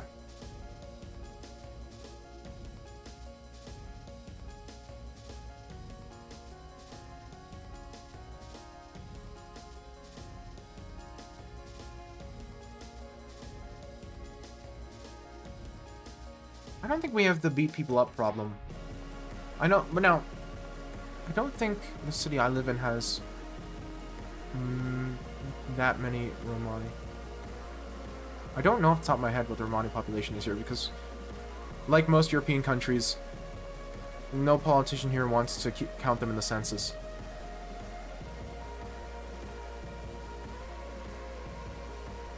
So there was a whisper at the end. Yeah.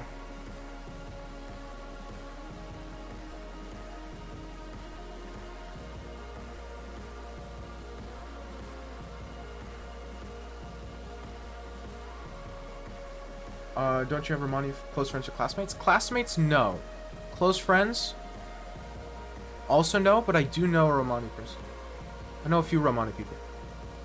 But I wouldn't say close friends. I haven't talked to them anymore. Because there are some amazing people, but unfortunately it's a very damaged community.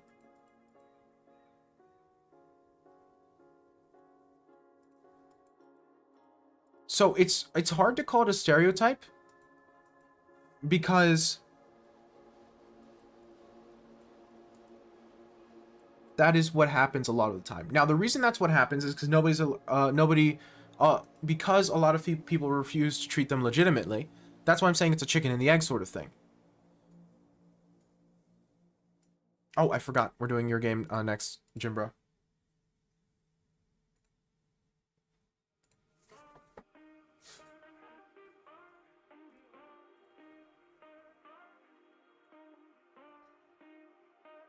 So,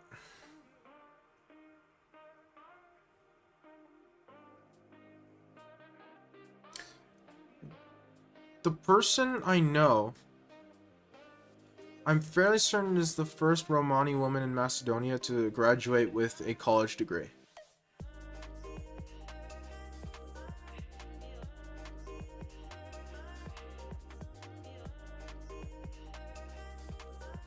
Sure. So it's like, when I say it's a community that is not treated well, I mean that to a very extreme degree.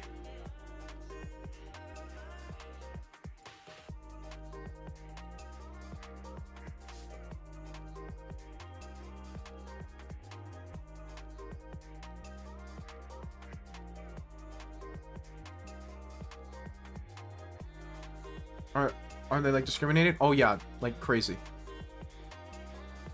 Absolutely.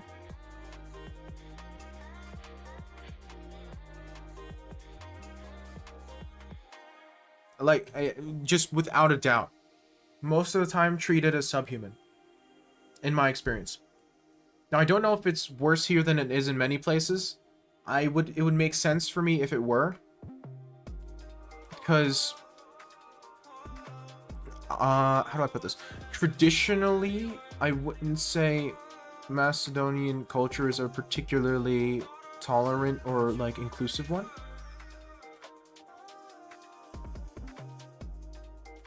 So it would make sense to me if it were worse here than it is in many places, but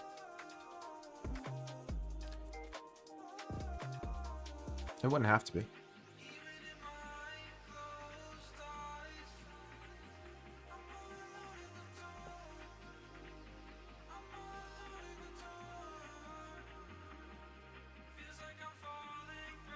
Again, but I'm not sure how much you know about the Romani. But what's interesting about it, so what about they make their own country?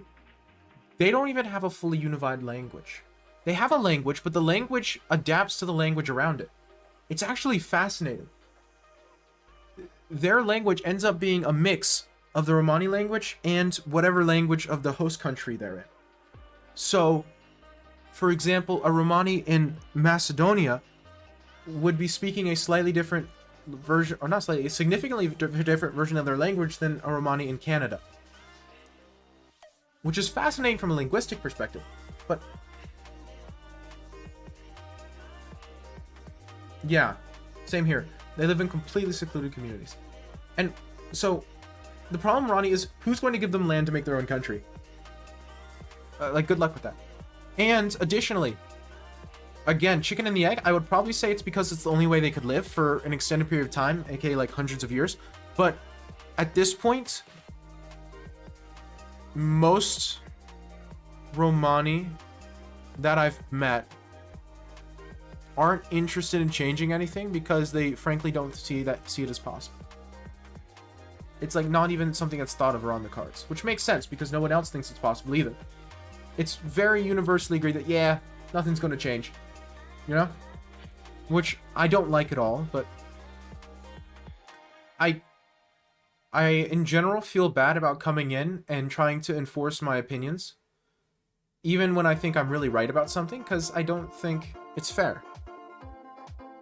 When asked, I give my opinions, but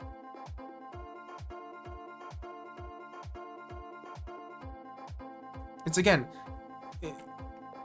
they refuse, but also they, even if they didn't refuse, they would not be let in.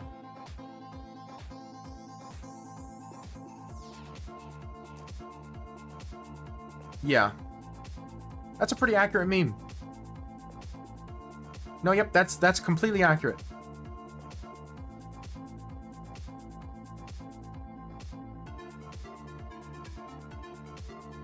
Yeah, no. Yeah, no, that's very accurate.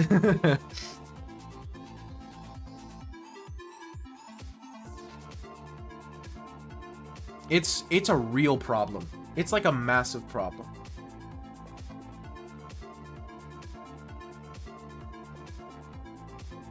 Because again, it's obviously not a race issue, it's a culture issue. And the thing about culture issues is they're super complicated, and I'm not going to say impossible to solve because I frankly don't know, but I'm not sure how you solve them.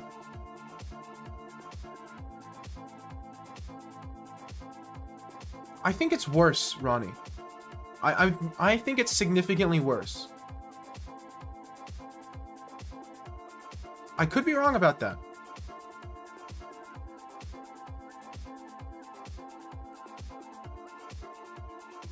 But I'm fairly certain it's worse. Because by and large, again, I'm going to be making a lot of generalizations here. Because there's no other way to have a conversation. By and large, black people in the 60s wanted to integrate, were willing to integrate, and could integrate. And so they were being prevented, right? Just by people who didn't want them to. You know, and by obviously the systemic racism that existed and still to some degree exists in the US legal system, right? So that's not the situation with the Romani in Macedonia at least, but I would say in most European countries. So like the education problem. So I'm going to tell you the two problems with that. And I have talked to someone.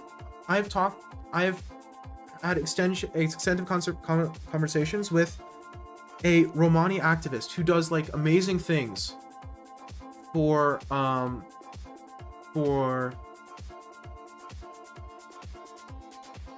them as a community throughout the entire country, right? They were described to me as the Rosa Parks of Romani. A wonderful person, absolutely amazing person, right? The issue is twofold. In one direction, you could not imagine the levels of bullying that a Romani child in a school in anywhere in Europe would be. It's unprecedented. Like I can't express how bad it would be for them. Right? And everyone would look the other way.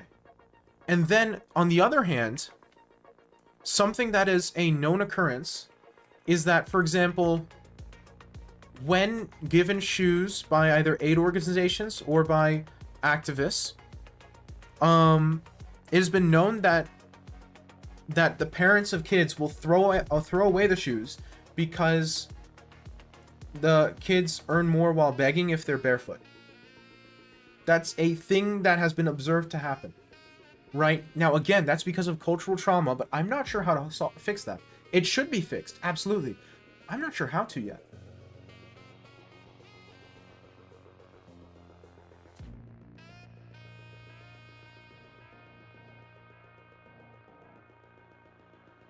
It's really horrible. Okay.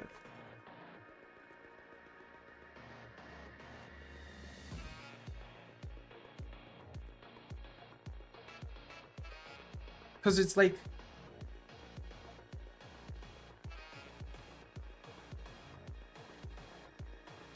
it's things you take for granted. Like being treated like a human being at the basis level. Volunteering to mentor them. The parents won't let them. It's a cyclical thing, you know?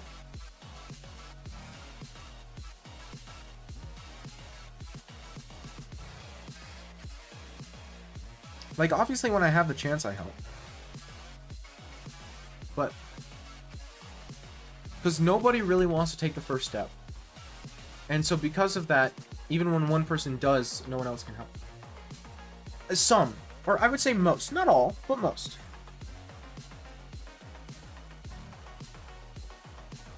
those who do want to get out find it very, very difficult, but oftentimes are able. Right? But it's very hard, and it's an uphill battle the entire way. Because, by and large, especially here, nobody wants them to succeed. Which is rough.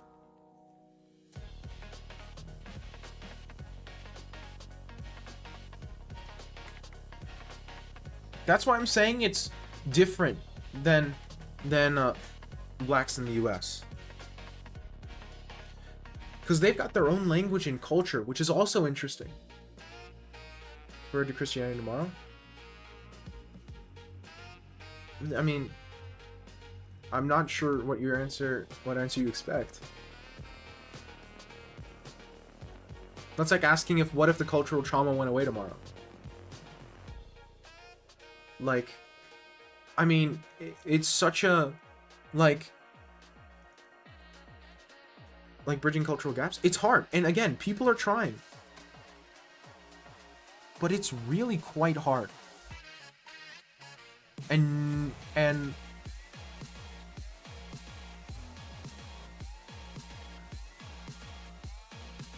I would say to a large degree, nobody's quite sure how to do it. It's too much of a cultural gap still. I'm not sure I agree with that.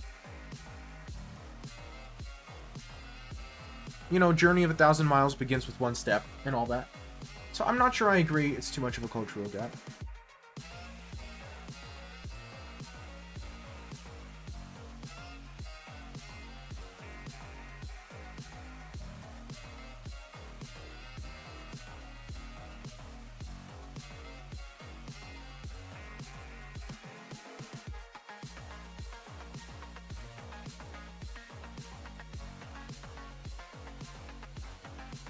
Well, it's a good phrase, which I think illustrates an important idea that's often forgotten or easy to forget. But I forget easily as well. I forget it way more often than I should, which is why I call it out, you know?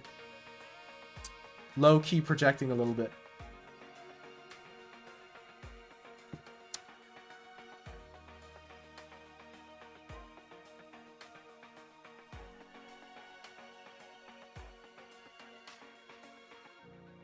So I'm living in your neighborhood? That's the thing. They don't live in anyone's neighborhood. They have their own neighborhoods. That's what I'm telling you. They live completely separate from everyone else in their host countries with their own language and their own culture.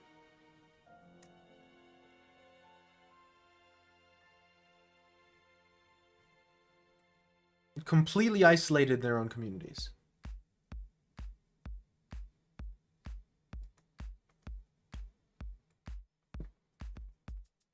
It just... Yeah, like Rexpor saying, completely separate. Do they even speak Macedonian? Oftentimes, yes, but usually as a second language. That's why I'm telling you. They're effectively micronations living inside a different nation. And that's what's so interesting about it. It's like there's nothing in the US that's equivalent, is what I'm going to say.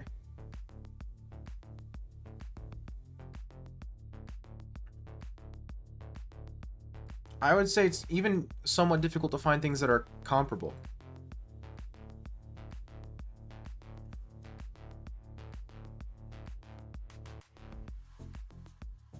I mean, there are communities of people from other countries who move to the US and stick with their own language, so I guess that's closest, but I guess that's closest. Is it like Kurds? I don't know enough about Kurds to tell you if it's like Kurds. So maybe, but I just don't know.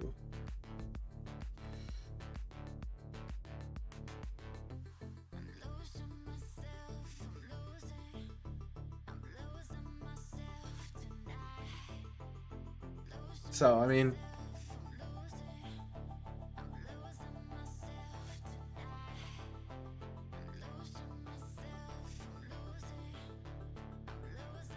again, that's what Tibetans in China.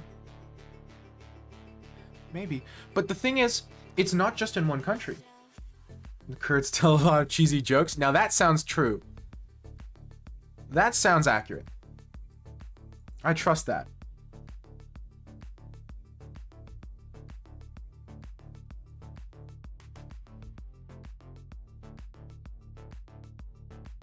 On what?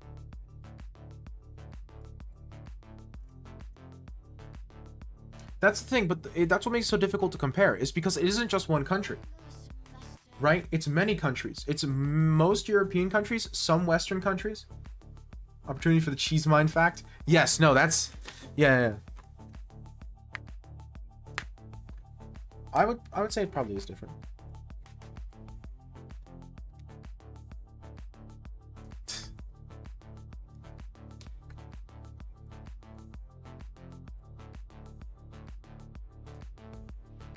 It was a cheese pun? I know it was a cheese pun. I got it.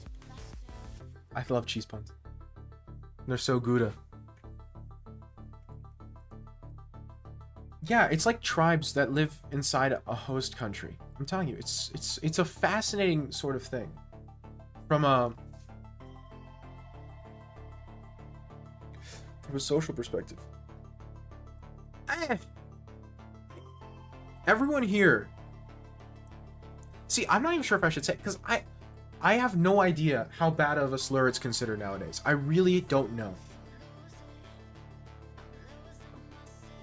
Like legitimate. It's not even the same, because it's not even 100% the same Rexport. It's just very similar.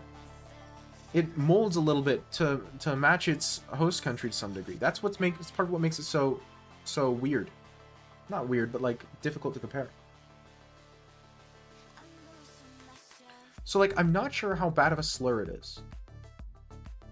Or if it's considered a slur. We're talking cheese cultures? I wish. We should be talking cheese cultures. Speaking of cheese, did you know that the US government has 1.2 billion pounds of cheese stored in mines?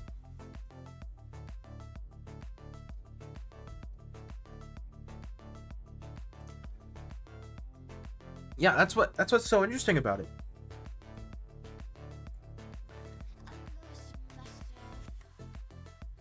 Think it's quite bad in Romania?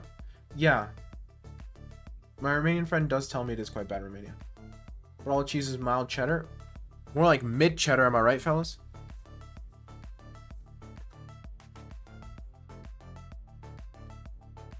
Everyone here uses the G word. Everyone. Very few people use Romani. You know, we should just integrate the cheese cave as part of, because the cheese cave I think is part of my culture. Just came back from full queen hang. Simply a skill issue on the part of the person who hung their queen, or who took your queen. Because I mean, how do you even come back from that as the other player? What are you even supposed to do? Your opponent hangs their queen and they win anyway. We need to add the cheese caves as a channel point redemption. That's what we need to do. It's very important. It's vital for the health of my stream. What do politicians say about them? Mostly nothing, in my experience. I could be wrong about that. I'm not super in touch with Macedonian politics. Truth be told.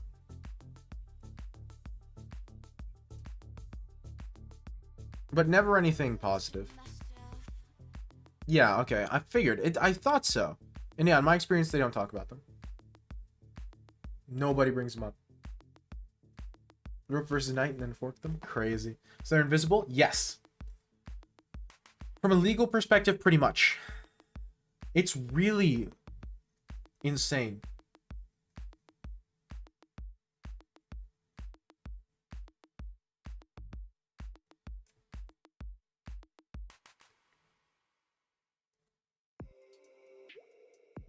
Because nobody wants to. Yeah. The only context where they're brought up is when they're discussed as in the same way you would discuss rats.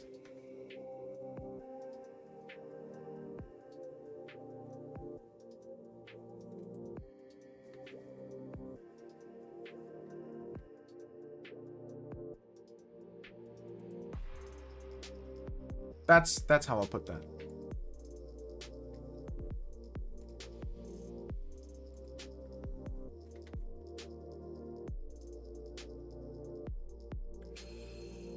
Mm-hmm.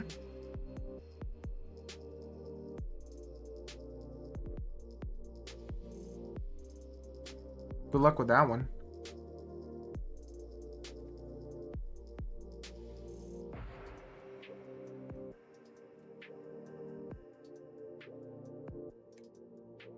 I mean, it sounds great on paper, but one, good luck getting anyone to give up their land. And two, good luck. And two, remember, they don't have a standardized language. Because Romani as a language adapts to the language of the host nation to an insanely large degree. Now, again, you could probably find a way around that, but Romani Battle Royale. Ah, yes, Europe.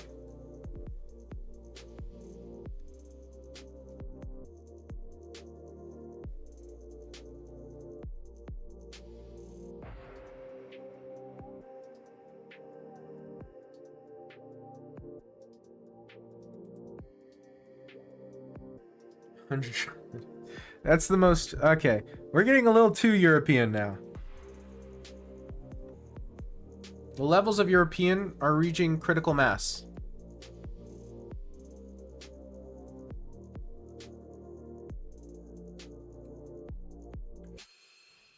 I do. But...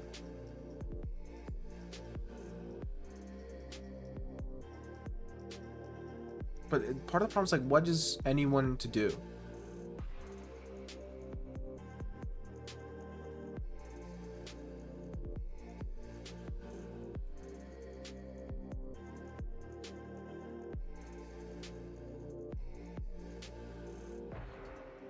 Yeah, that's part of the problem, is nobody from these European countries feels bad for them because they're like, ah, well, they only cause problems. Which, like, that's part of the problem, is that it is true that they do mostly cause problems, or almost entirely cause problems, for people of their host nations.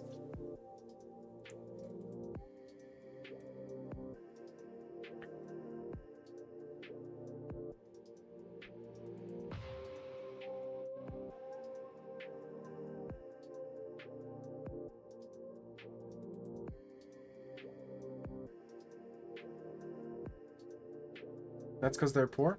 I told you, it's cultural trauma. Generational trauma. That's what it is. And once you figure out a way to deal with that, then problem solved, but good luck with that one.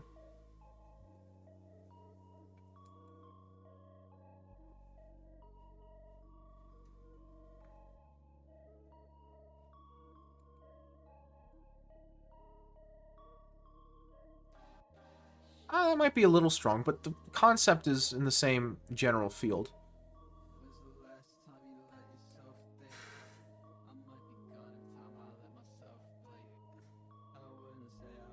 It's difficult to tell someone, oh, you just don't want to change, when they've been dealing with the same problems for, what would it be? For 1,000 years, you know? That's like, see, the reason I find it difficult is because I feel like that's the same as saying, oh, Eastern Europeans don't want to be less corrupt. If they wanted to be less corrupt, then they would be less corrupt. They don't want it. It's like, it's hard to say you're wrong, but it's definitely very misleading.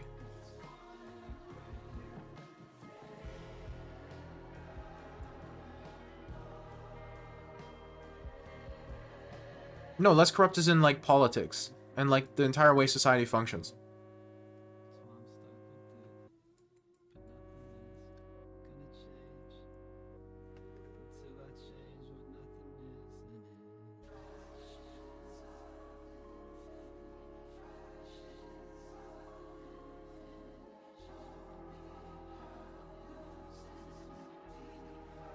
less corruption, but corruption bad? I know corruption's bad.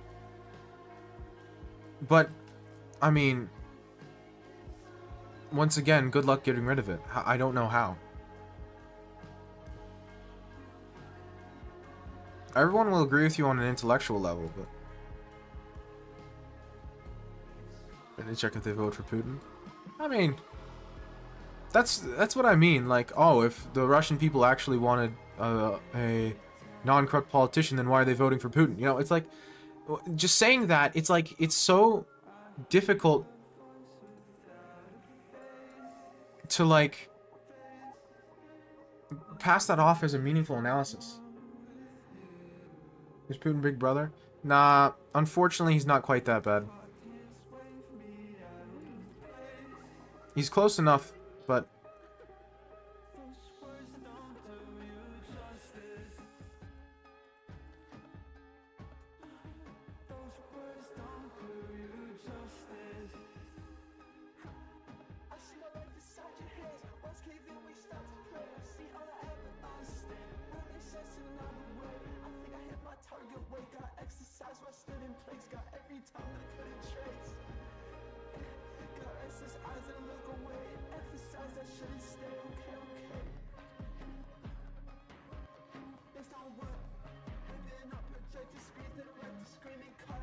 Kills.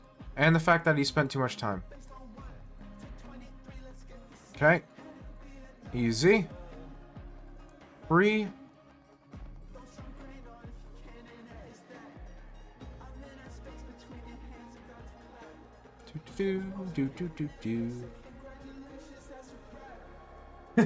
My opponent just typed in chess.com chat, luck.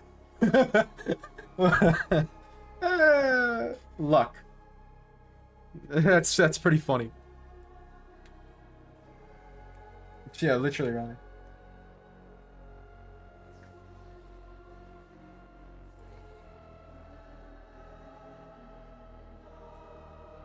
See, I would rematch him, but he's being mean isn't the word I want to use. He's being like a poor sport in chess.com chat, and I don't really want to. I don't want to rematch people who are being poor sports.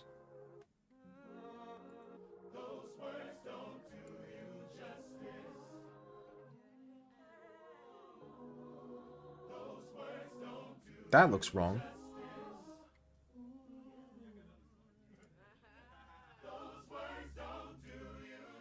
This is probably wrong too. You have to check one of the table bases. I don't remember off the top of my head what the evaluation for Rook and Rook versus Knight was. I think it's draw. I think it depends on the position, but most of the time it's a draw. But it's one of those things where it's like really hard to draw, even if it is a draw. You know what I mean? Don't really want to take the knight. I find that taking the knight, you often get yourself in positions where the f-pawn becomes a really big problem. That happened last stream, but I was on the white side of it, so... Yeah. That's what I mean.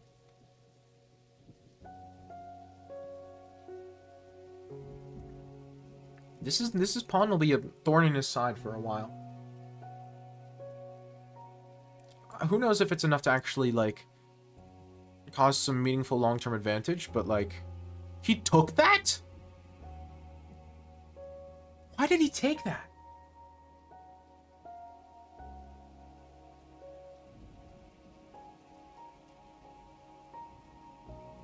Pretty well. How you been, Ambro? Maybe it's fine, it looks questionable. I guess this is probably a stupid move. Show the shirt? Oh yeah, this is my Fluppy Stand shirt. So it's the original mystery reward channel point redemption. Yeah, this is probably stupid. This is probably a little over-enthusiastic. This is definitely over-enthusiastic. I'm still convinced pushing was bad, even though I messed this up royally. For the record. Let the record show I still disagree with this.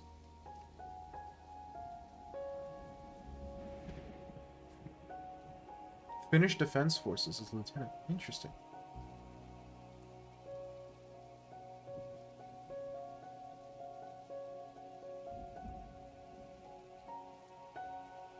me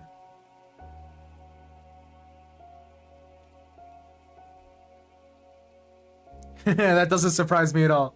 Look at Eastern Europe. I'm so proud of us. We are absolutely chilling.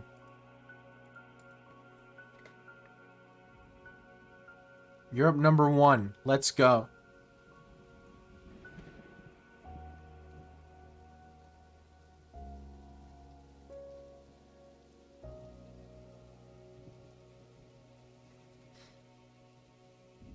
We are killing it, literally. We are literally killing it. No one ever fought in Greenland? Why would you fight in Greenland? What is there to fight over?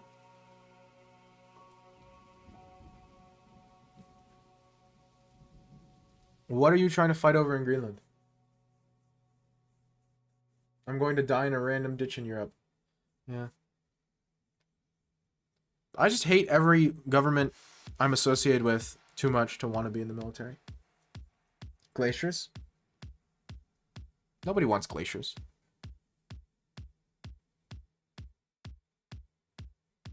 Nobody cool wants glaciers. Get it? Because, you know, ice. It's a nice pun. Who's there to fight in Greenland? Exactly. That's what I mean.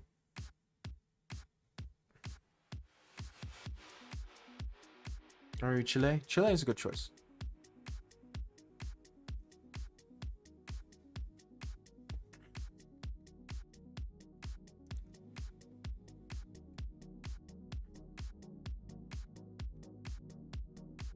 I really just...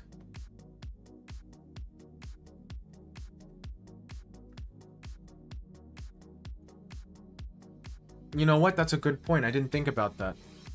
Weaponized floods. Sounds like a Bond villain scheme. Isn't that a Bond villain scheme? A second. He doesn't have any checks. I'm not dying in a ditch. I'd rather not die in a ditch. If it were up to me, dying in a ditch is pretty low on my bucket list. You know? 1,000-yard stare? Yeah. I'm trying to figure it out.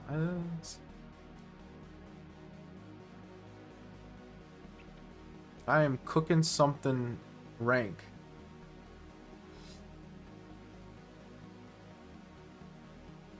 I would really rather not.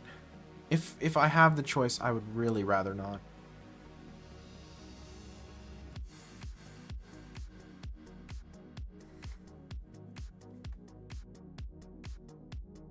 I want to die in a war. That makes sense.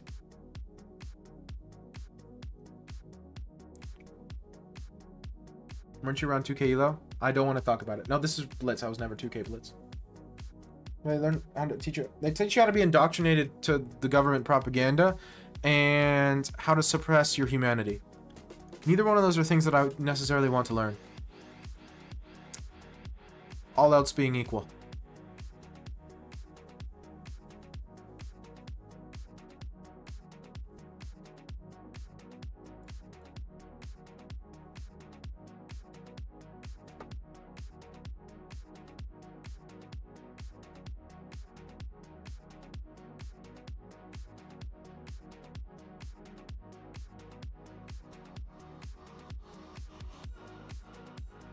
All else being equal, I would really rather not.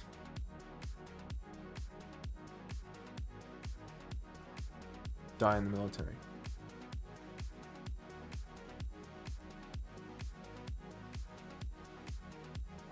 Is that trait intentional? Kind of. It's like 50% intentional. I'm PsyOp E-Girl. Okay, hold on. Now we're talking.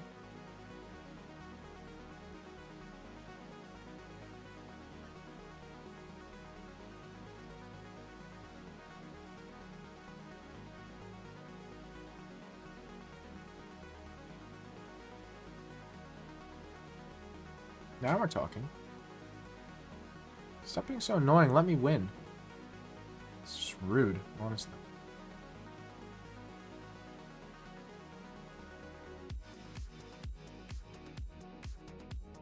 I don't know. I don't know what I would do.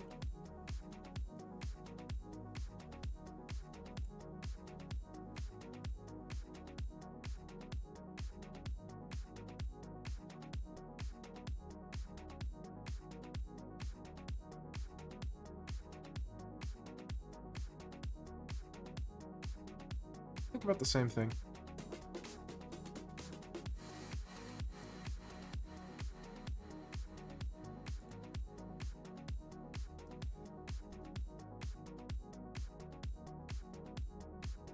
Wasn't it a violation of freedom? What? A draft?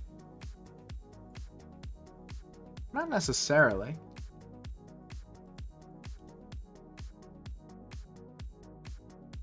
Well, it's only a violation of freedom in so much as any securing of liberty is a volunteering is a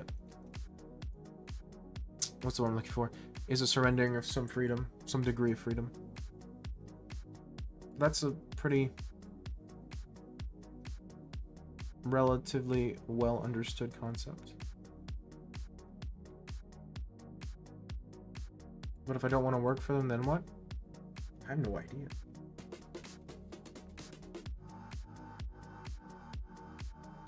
Jail. Yeah.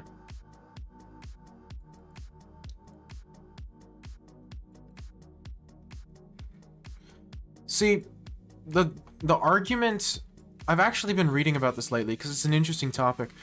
There's a pretty compelling argument in favor of a draft, right?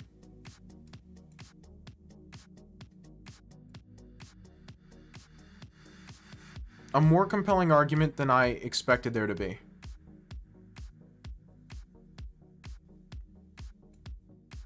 Which is that okay, the argument in favor of a draft, it basically goes that as it currently stands in a draftless society, the government has a monopoly on violence.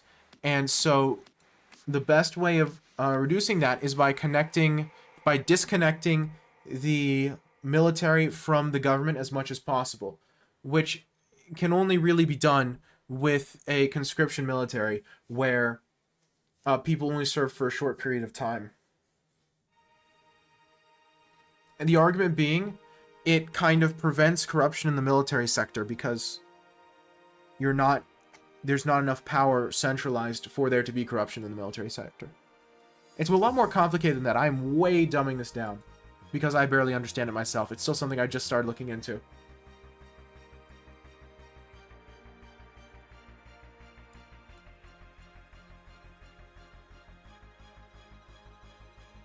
I'm actually listening to that album right now, Bree. And while I'm not doing a critical listen because I can't, currently I'm streaming, it's very relaxing.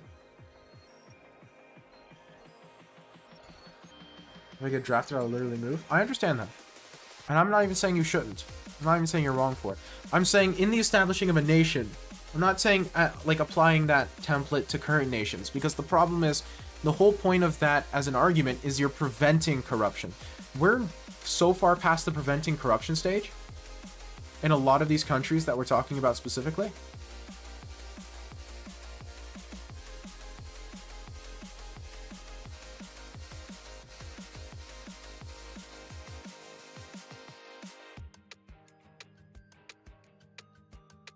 I'll die for my motherland.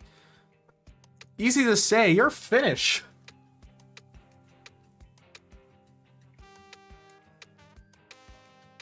You don't have to put up with Balkan corruption.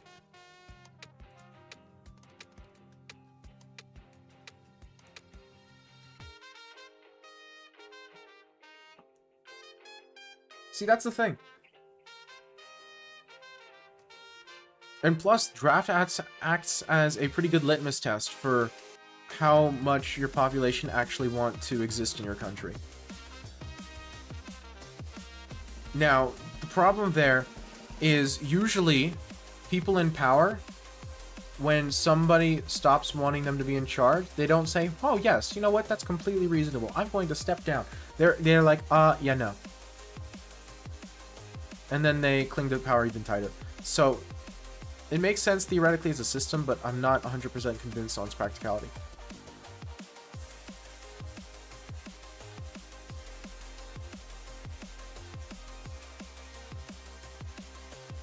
Again, it's definitely impractical as a system to be applied to current countries. That's 100% the case. Whether or not... What about PTSD to do it?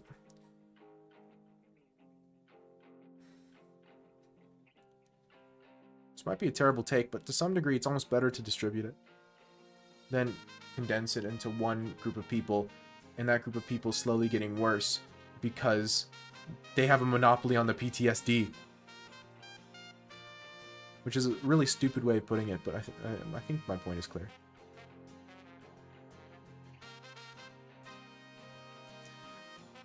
And again, another point of this is that by making the military conscription only, you're also making it so people resist wars they don't believe in a lot more. Because it's different if your country's going to war and the soldiers are doing it, and if the country's going to war and you / your children are the ones going to war.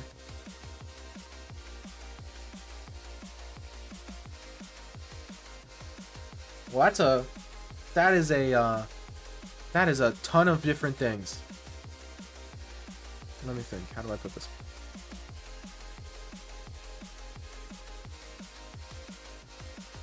I have no idea. I try to avoid thinking too much about politics because or like what ifs in reference to politics. I think a lot about politics, but I mean specifically what ifs, because I find the more I think about it, the more depressed and hopeless I feel.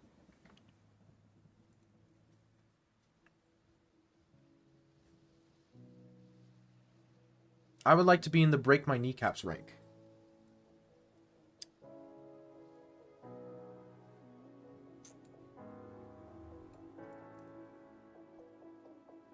I have very little desire to fight in any form of Macedonian military.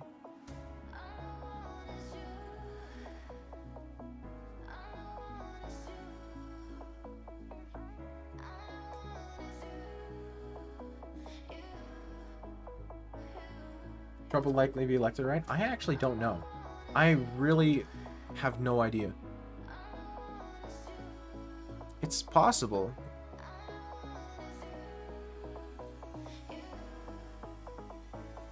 And he says he'll stop funding Ukraine and defense in Europe through NATO. But who knows if he actually will?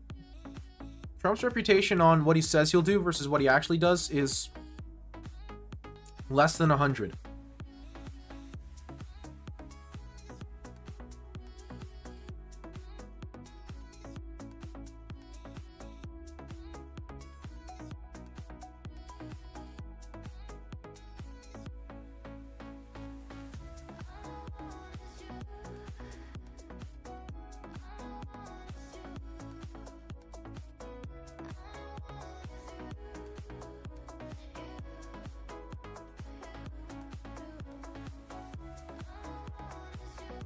Biden is just...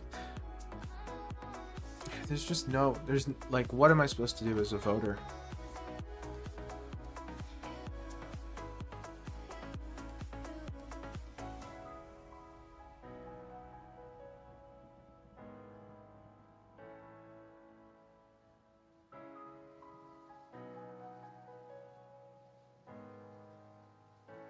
Can you vote to in U.S. elections? Yes.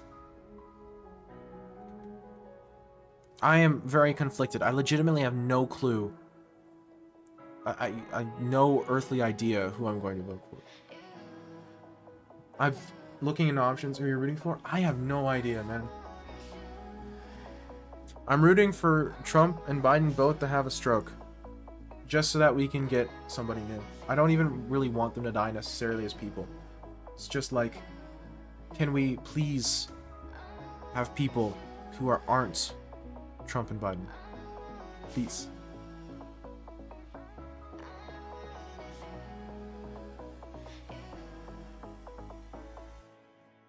The bar is incredibly low, and yet we still aren't even close.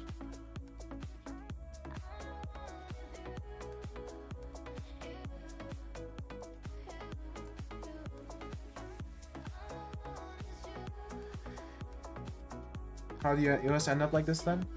That's a good question. There are a few different answers. I'm not really sure which one I believe to be true, but there's a few answers that I've seen proposed that have their merits. There's absolutely something to be said about the military-industrial complex as it currently exists in the US, and that's overall influence on politics in the US.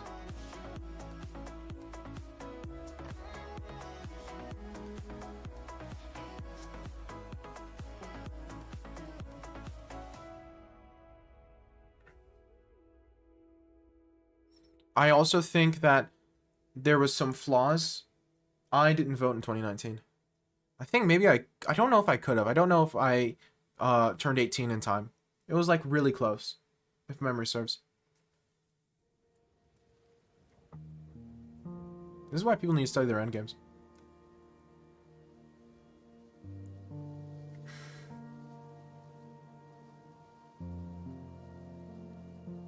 I don't know, man. I can't remember what line I play here. Something like this. I think there were some flaws in the way the US was set up as a country. I mean, that's the least hot take of all time, right? But I think a lot of the flaws were longer term in their effect, and so now we're seeing them start to play out, and it's causing a lot of issues.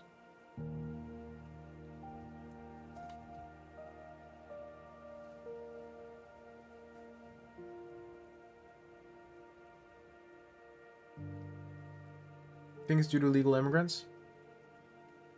I don't think so. I think the role of illegal immigrants is greatly exaggerated. I mean, obviously it plays some part, but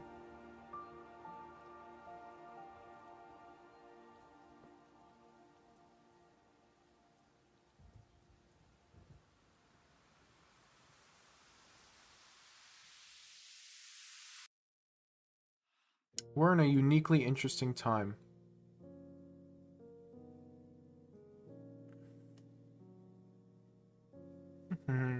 What do I take?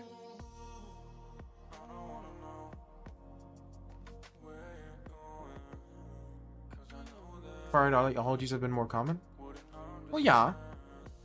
But I don't think that's due to illegal immigrants. I think that's due to the politicalization of religion in the US.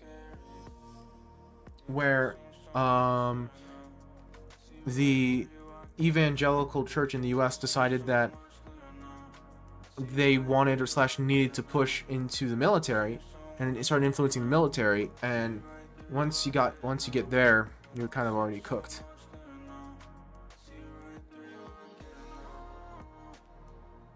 I don't like calling it fascism because while I really hate it and think it's very damaging, I don't think it's technically fascism. And I think calling it fascism just... Oh wow, that was stupid on my part. I think calling it fascism only makes it harder because it like makes it harder to actually have a discussion about what it really is. Also, as immigrants aren't Christian anyway? What does that have to do with anything?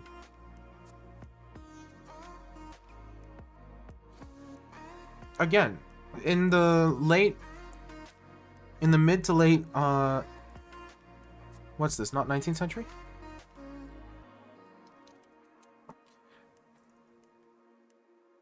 No, the 20th century. In the mid to late 20th century, well, yeah, fascism is more common than it was, but I wouldn't say that most, even more extreme conservatives in the US are fascists. And I do know a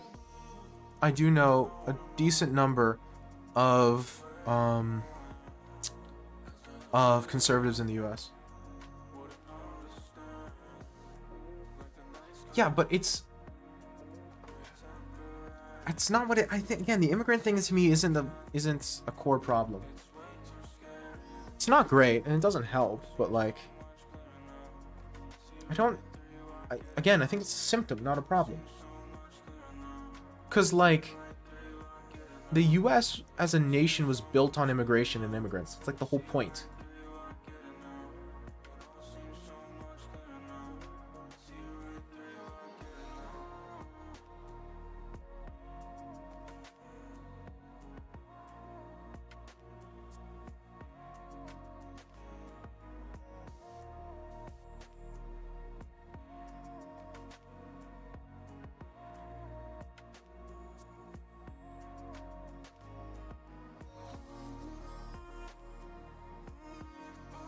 I don't know, maybe I'm wrong. I've been wrong before. But... shit, that's what I mean. It's like completely insane. Like I said, what am I supposed to do as a voter? I'm not even looking for a good option at this point. Seriously, I don't know. Like I said, I try to avoid thinking about the current state of politics and what I'm going to do about it in the US, because I don't think it's productive. I always get to the same place, which is, oh, this stinks. And that's not productive. Don't vote. Big difference. Go as a presidential candidate, I don't qualify. And I've said this before.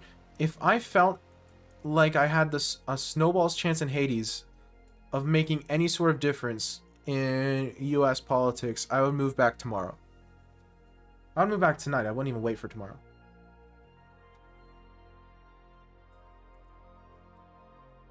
But I don't see it at all.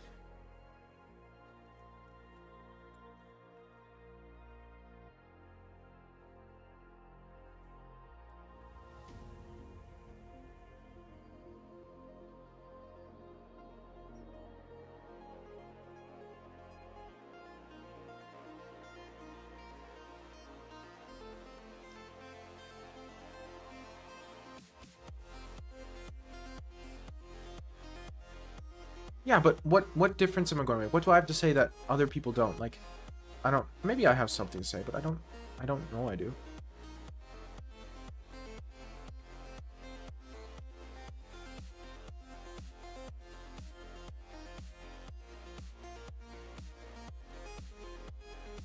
Like, what good will that do?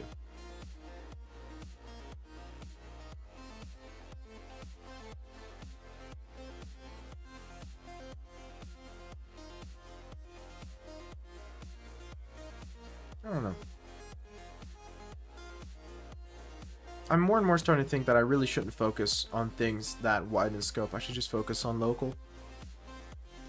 You know, I shouldn't try to focus on improving the lives of millions. I should focus on trying to improve the lives of the 5 kids who come to my chess club, you know? It's hard enough. Didn't say anything new either. Yeah, but no, like, hate against Greta. I think that's not as difficult as taking on the entire US political system.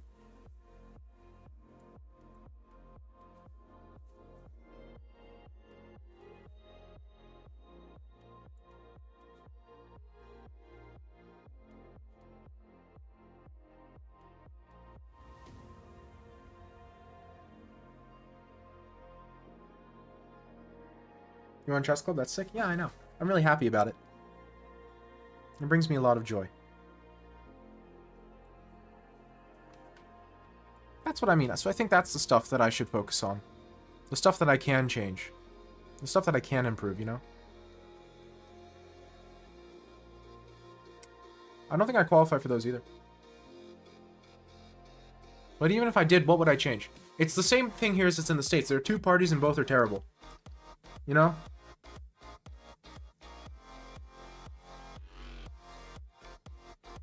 It's probably worse here than it is in the US. Which feels crazy to say.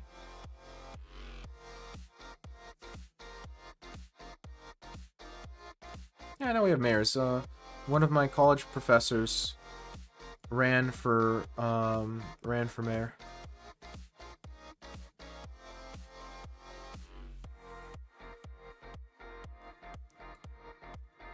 Hello, Deza.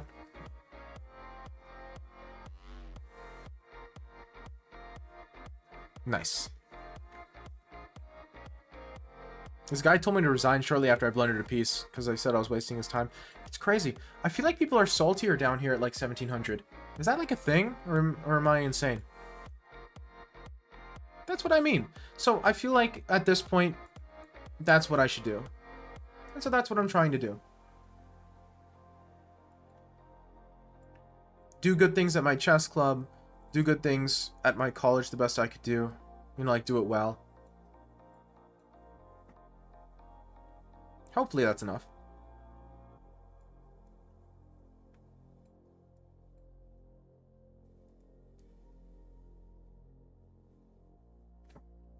You know, what you gonna do?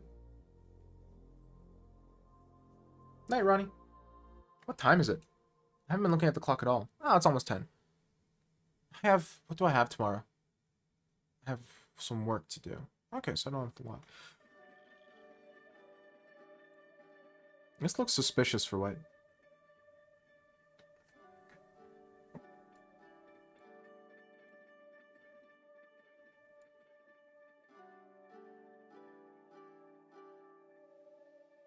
Aha, if I take, he goes check. Even then. Doesn't look half bad for me.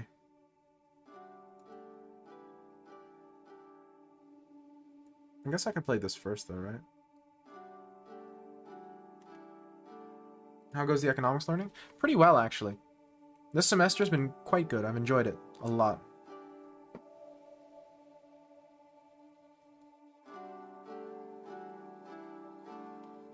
Normally, every semester I have like one or two... Yeah, normally every semester I have one or two like professors / classes that I don't like, but I've liked all of them this semester, which has been fantastic.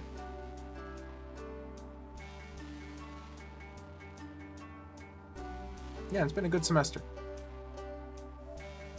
What's the material count? I'm up a pawn. Technically you can take this, but then I have this, don't I? Does he have this check? Takes, rook takes, knight takes. I think I'm up material. Okay, what kind of classes are taking? This semester I have Russian 2, which is the hardest one probably. Public finance, accounting, organizational behavior, and business psychology.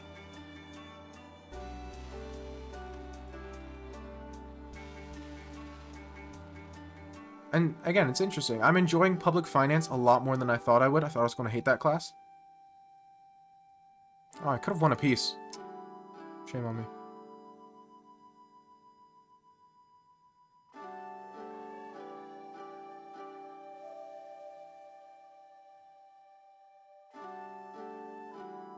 Could be worse. I'm up a pawn.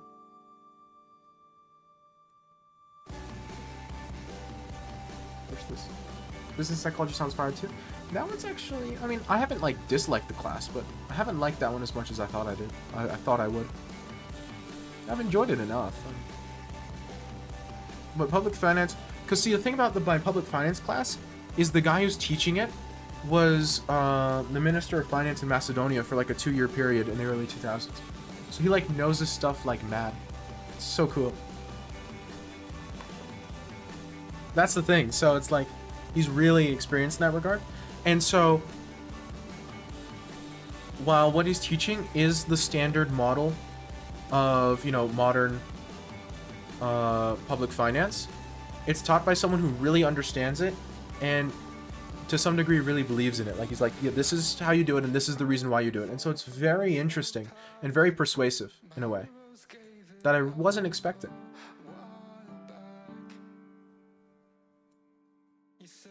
Whereas, like, you do this, this, and this, and this, and this, and you do it because of this, this, this, this, and this. You know? He's pretty honest about it, too. Plus, he speaks English, which makes things easier. Because he says I can answer my test in English. Yeah. I'm really enjoying him as a professor. I think he's really doing a great job. Plus, he speaks clearly enough that I can keep track of him when he's talking. There's a ton of information, like a ridiculous amount of information, so like I have like 4 pages of notes at the end of all of his classes. But I've always preferred a class that's too hard to a class that's too easy.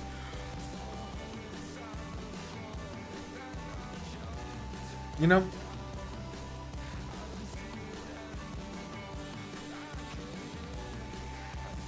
I mean, we'll see how it turns out, right? But so far, I'm enjoying it more than I thought I would.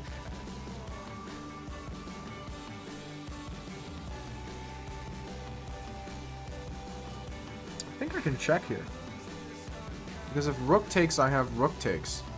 Which is very funny. Endgames, man. They'll mess up everyone. Whoops. I never study from my notes, so I stopped taking them unless it's something between the lines or a tangential wisdom that the professor drops.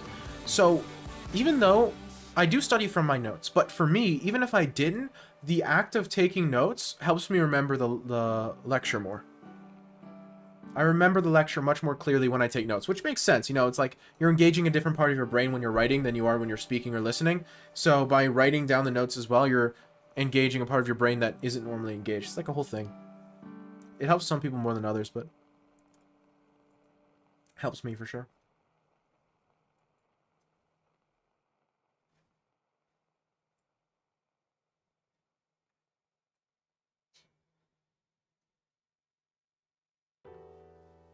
So that's what's nice about it. So and plus, I've probably mentioned this before, my classes are all in Macedonian. And so me taking notes is an opportunity for me to translate them into English. So as I'm taking notes, I take my notes in English, even though the lecture is happening in Macedonian. Which is really quite hard, but I think it's quite beneficial as well. It was not one that I was expecting, or really was ready for, but, you know. It's those challenges in life that you're not ready for that end up being the most interesting.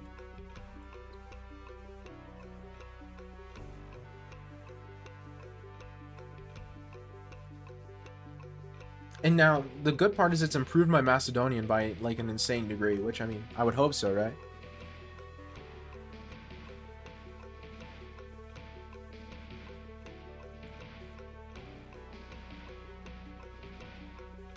It's a bad move. Eh, it's not that bad. I do create a permanent weakness on B-side, B2. It's interesting. Yeah, we'll see. I wonder what he takes with. Probably knight? Maybe bishop. Oh, I took the knight. Okay. Sure, sure. Thanks for the follow, Kyov Goat. And how's Russian coming along? Ty уже умеешь говорить по-русски?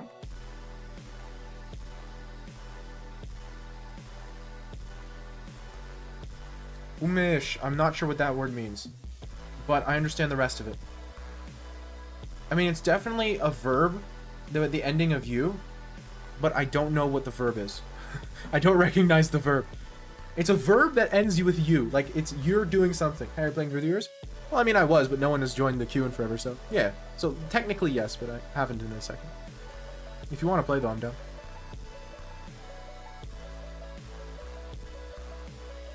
You're already able to speak Russian? Well, the nice thing is the Russian alphabet is somewhat similar to the Macedonian one. They both use a variant of the Cyrillic alphabet. Now, the Russian one is quite different, and the annoying part is it has spelling rules. The Macedonian variant of Cyrillic does not have spelling rules at all. So that's like the most annoying part about it. But which I guess it's not technically spelling rules, it's just the letters don't always sound the same, right? I'm assuming if that was Google Translate, then I'll tell you what I'm talking about. For example, it's probably, I said govorit, it's probably gavorit, because O's make an A sound if they're not stressed. I usually play rapid, but it doesn't matter one way or another.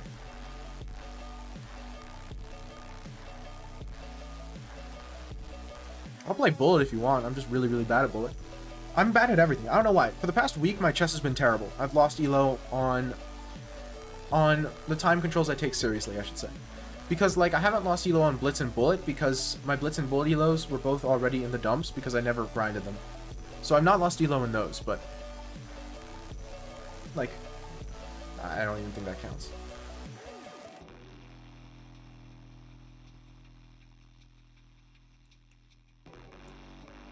I appreciate it.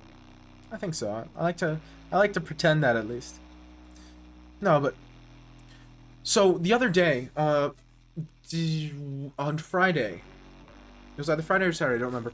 On either Friday or Saturday, I spent a lot of time just trying to learn some Russian, and it was rough. What I started with was just trying to like translate some stuff from the perspective of, okay, I want to like translate all this, not because I don't know what it already says, but because I want to go through the process of translating, because that's such a useful process for learning language, at least for me it is. And so I started with the Russian book Me, which translates to we, and that's basically 1984 but Russian. And so I did that for a little bit, and then I did a song or two that I know are in Russian. And man, what's getting me about Russian is how difficult the pronunciation is.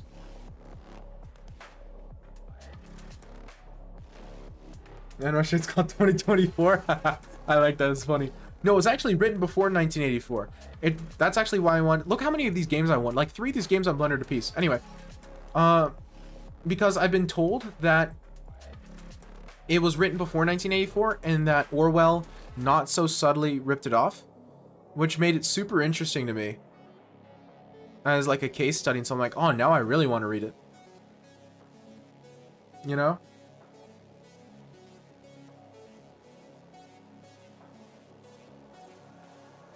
Don't tell me it's good. Tell me that someone else ripped it off. It's way more interesting. Anyway. But, we'll see. I still struggle with it. I'm still not very good at it, but you get better. Again, Macedonian has it to some degree, but not as much as Russian does. Russian's a much harsher language than Macedonian is from a sounds used perspective. The R's are rolled more, the H's are harsher, the T's, the B's, the P's, they're all sharper.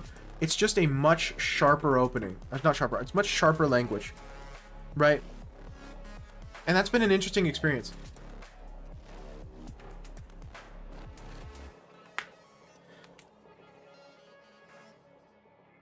Most of my time... Okay, so wait, who's next in queue? It's Katsu. Most of my time has been spent trying to get my pronunciation better and learn some of the basic grammar. That way I can do better reading comprehension and verbal comprehension. I really struggle remembering words and being able to call them back to make sentences. Even in Macedonian, I really struggle with that, even though I've been learning Macedonian for years and I'm currently going to college in Macedonian. Recalling words to use them is much harder to me than just understanding what someone's saying.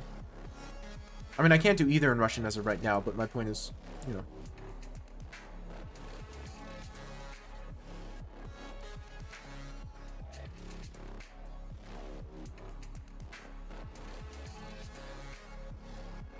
I don't think this is considered good. This knight is a little stupid, but I'm eventually going to play b5. I think this is like an opening trap. I'm okay. I just gotta be a little careful. No, what's interesting about Russian natively, so I got the test out of college language requirement. Lucky. That's what I did for high school with Macedonian. And spoke is in past tense. Oh, it's because of college. So here's something interesting. Again, correct me if I'm wrong, because obviously you know Russian much better than I do. Something interesting that I learned about Russian recently is the way y'all handle objects, indirect objects, and direct objects, where most words in Russian have an I form versus a me form, you know, where it's I if it's a subject, but me if it's an object, right? From what I've read, Russian does that for most nouns. where it has an I me distinction.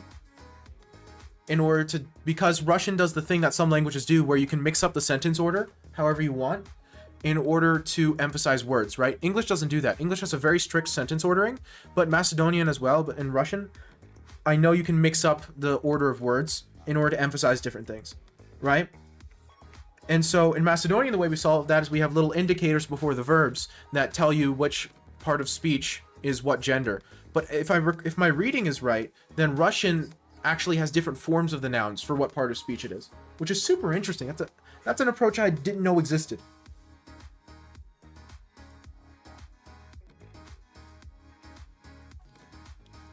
It's going to be a pain to learn, but I actually kind of like it as an approach. Well, in English, it is. Because, like, if you say the store has milk and I went to the store, right? In the first sentence, the store is the subject and it's the word store. And in the second sentence, the word store is an object and it's still the word store, right? So in English, we don't do that, but English has a very strict sentence ordering. And so in English, you can't switch around the words. You can't say milk the store had, right? You have to say the store had milk. You have to be very specific about where the order is, right? Because in English, we don't specify. So you wouldn't be able to know what part of speech the different words are without the word ordering. The word ordering is necessary for the language to be coherent. But because we don't have the differentiation. Now that makes the sentence structure in English more strict, but it also, makes it a little simpler from that perspective, which, it's neither here nor there.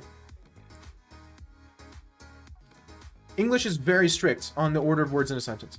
Like, crazy strict. The more I've learned about other languages, the more I've learned that English is, like, insane in this regard. It's, like, bonkers.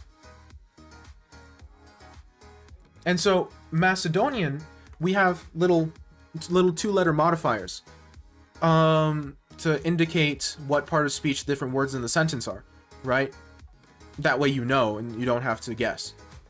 Sometimes it's still ambiguous because, languages are languages, but by and large, it solves the problem.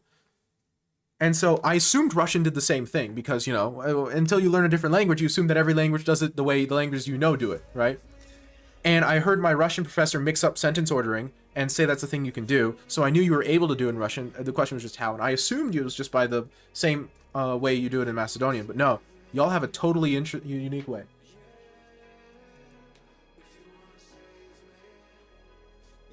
Я пошел в магазин. I went to the store. Right. Versus в магазин есть хлеб. The store has bread. В магазине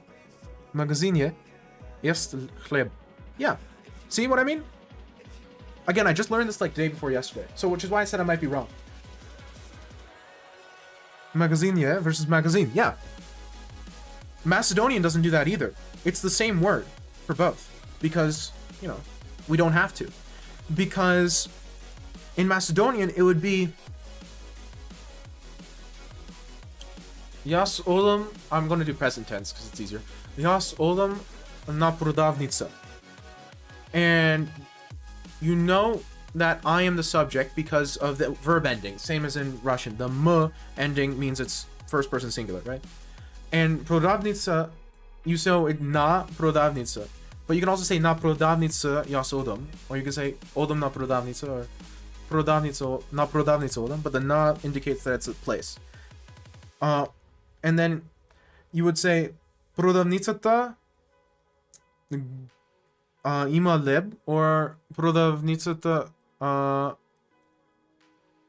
go ima lebot, which it has the bread, and if it's definitive, then you do it. On the sell place. Yeah, pretty much. Because the prodava is to sell. Macedonian has very few words, especially compared to English, but I don't know how many words Russian has. I don't know how... English has like 200,000 to 300,000. Macedonian has like 30,000, 40,000. Maybe 40, 50, something like that. It's some incredibly small number compared to English. It's really weird. It completely changes the way I have to think about the language, because I know Russian does the thing where, you know, if you know the root word, then you can get a lot of words from it. Oh, it has a ton of overlap. It's a Slavic language, right? The Slavic language, yes, I would say probably 30%. That sounds right. Again, think about the alphabet, right? If you look up the Macedonian alphabet, it's Cyrillic, which is the name of the one that Russian uses, but it's a slightly different variation. However, more like 70% of the alphabet's the same. It's just that y'all, again, the letter O changes the sound to an ah if it's not being stressed. We don't do that. The sounds are very consistent in Macedonian. If this letter makes this sound, it always makes this sound. Doesn't matter what's happening. But there's a ton of overlap. Yeah, we do some of those, which was really weird. I had no idea. Again, I've been Googling this ferociously because I'll see someone pronounce a word with an ah, and then I'll hear my professor, who's Russian, do it, and I'll hear it in a song. I'm like, okay, clearly there's something going on. And so I'll like Google it and like go through like 5 websites until someone just tells me how it works. Yeah, it's like a super short. Oh, I think it's not as clear to me, but I feel like a similar thing happens with ya, where ya becomes like eh sometimes.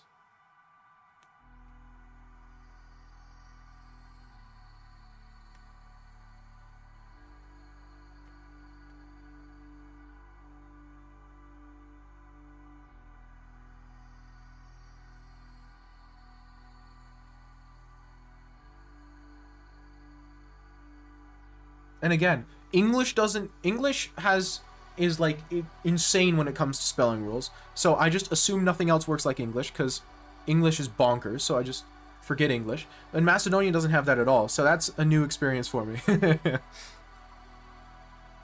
I'm just fully decided to forget everything I know when it comes to learning languages. When it comes to English, because English is insane. Like I said, grammar is simple because of how strict it is, but the spelling is crazy. Don't know these rules, by the way. It's just how people talk. Of course, right? Just like I don't know a lot of the rules for English, and I didn't know them until I started learning Macedonian.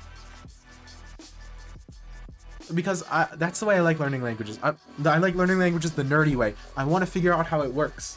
You know, I want to see how it flows. Because I've found that most languages have their own unique way of kind of flowing.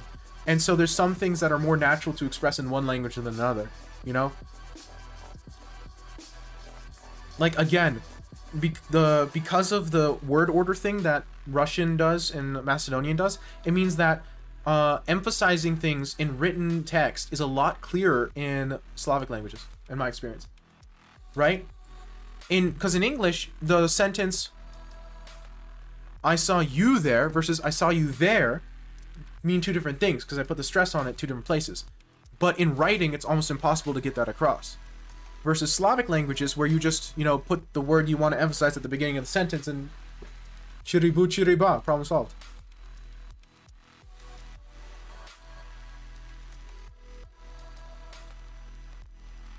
So it's interesting because when you look at it and you pessimistically, you're like, oh, that's dumb. There's no reason that should be that way. But when you really think about it, usually there is a reason, like a cultural reason exists in that capacity.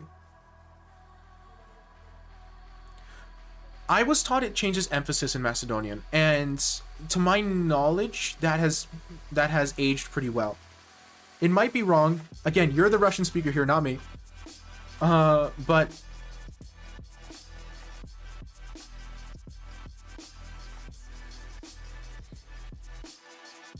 But it's interesting because English can't do that. The English does not have a built-in way to stress words in written text.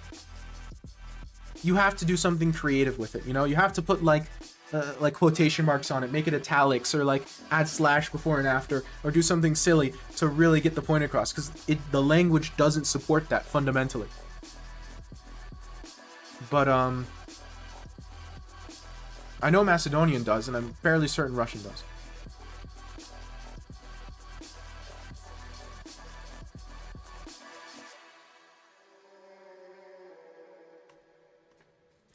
And that's a super interesting feature. But again, it's strengths and weaknesses, because something that English does is in English, it's very acceptable to just make new words. It might be contextual in Russian. It very well could be. I have no idea. Maybe sometimes it is emphasis and sometimes it isn't. That's another thing that happens. But in English, like, making words and stealing words from other languages is really accepted. And especially in, like, everyday speak, just, like, throwing together a word or a sentence ordering that really shouldn't make sense and doesn't exist in the language just to try to get your point across is very, very culturally acceptable. 1.5. 1.7. I'm almost fluent in Macedonian, and then English is my first language. I'm trying to learn Russian, and then I want to learn Greek at some point. So ideally, I would be English, Macedonian, Russian, Greek, and then I'll be done. I want to stick with Russian since I've already spent this much time figuring it out, but we'll see.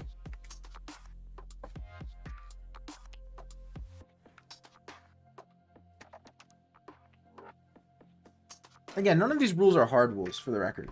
Even the ones that I'm talking about for English, which is the language I know, none of them are hard and fast. They all change depending on the context, because that's part of what makes languages so annoying to learn, is none of the rules are always.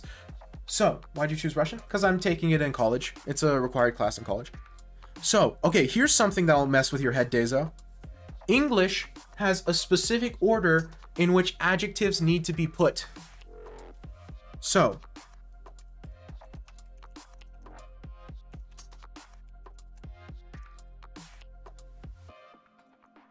you don't think about it. Yeah. So, adjectives in English language. Arabic is just way too hard. I would die. Anyway. In English, adjectives have a specific order in which they need to be placed. It needs to be opinion, size, age, shape, color, origin, material, and purpose. In that order. Any other order sounds wrong, because it's not the correct order to put words in the English language.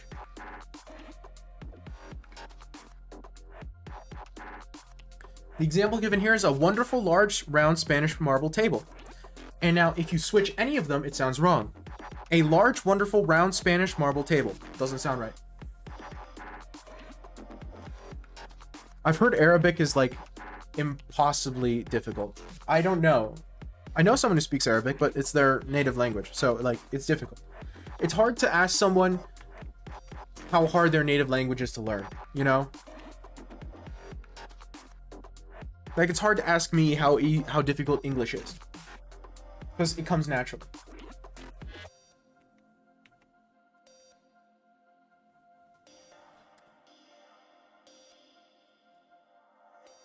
Yeah, English has a very specific order of adjectives, which is, like, insane. Super cool, but, like, really, really difficult.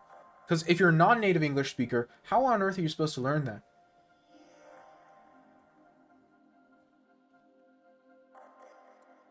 Like, Dezo said, oh, that's just how people talk. That's just what you have to do. There are a lot of Arabs at my school, so I took a long time to learn it. So I could talk to them. Oh, that's super cool. At least now I can tell if they're talking behind my back. Oh, that's super useful. That's a very good reason to learn a language. Yeah. Another thing which I know Macedonian does, and I'm fairly certain Russian does as well, which English doesn't support in the same way, is I think the way it's said in English is continuous and incontinuous. Right? I don't know any examples in Russian off the top of my head. It's the verb you use for doing it once versus the verb you use for doing it multiple times, or doing it over a period of time. Again, I can't say it in English because English doesn't do it.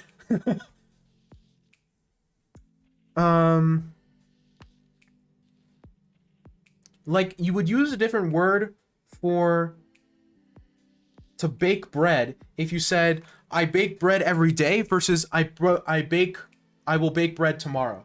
You will use two different verbs in Macedonian, I know, and I'm fairly certain in Russian for that construction.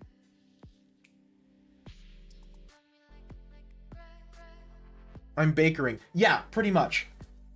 Again, I'm fairly certain Russian does that.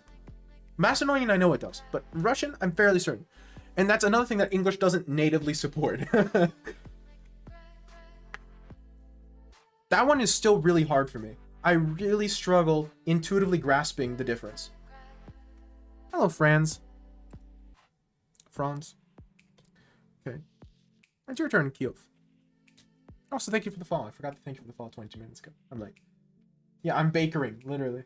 Show the shirt. Oh yeah, this is a shirt I made when a viewer redeemed a channel point redemption like 2 years ago.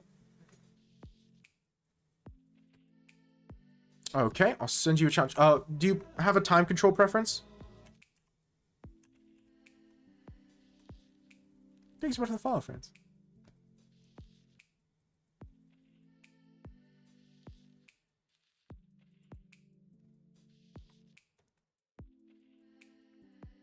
Rapid? Okay, 10-0 is what I normally play, so perfect. 10 minutes. Works for me. Yeah, English doesn't really natively support the continuous versus incontinuous constructions. You have to be more specific. You have to use more words because it's not baked into the language the same way, which is really weird. And then, again, you can use... And that's... I still... Okay, I'll flip the board. Oh, wrong button. I still can't really grasp that intuitively. I still have to, like, really think hard about it before I decide which verb to use, and then I get them mixed up constantly. Because it's not something I've ever had to think about in English. This is just rude. Pretty sure you block with bishop in this line. Do you take with queen or knight if you take? I think you take with knight, because the knight likes guarding the pawn. Again, I love learning this stuff about languages, because it's so interesting the way it, like, functions. The flow, you know what I mean?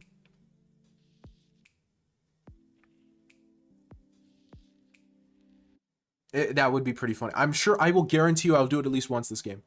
Don't you worry. It will happen once. This bishop doesn't want to be here.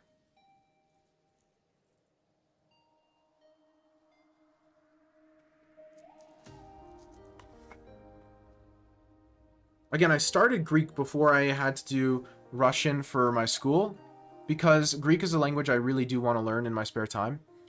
But I can't do both Greek and Russian at the same time. I'm not powerful enough. And so I'm not doing Greek while I'm taking Russian in my classes. But Greek itself has a totally unique flow as well.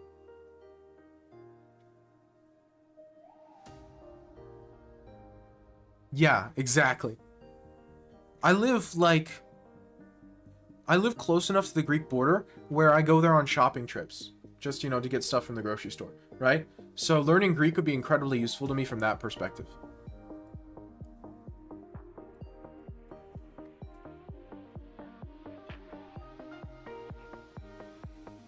Plus, you know, being a Protestant Christian, understanding Greek would be nice for reading the Bible. And, you know, I heard Greek sounds angry in non-speakers. See, that might be the case, but once you speak a Slavic language, everything else sounds positively pleasant. Macedonian is a very shouty language.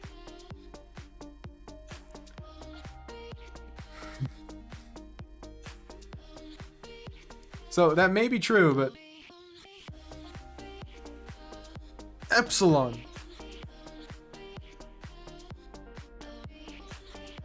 Greek is very bubbly sounding. Like, the way emphasis changes on things, it's very bubbly. It's really bizarre. I'm not sure how I feel about it. Again, it's got its own thing going on.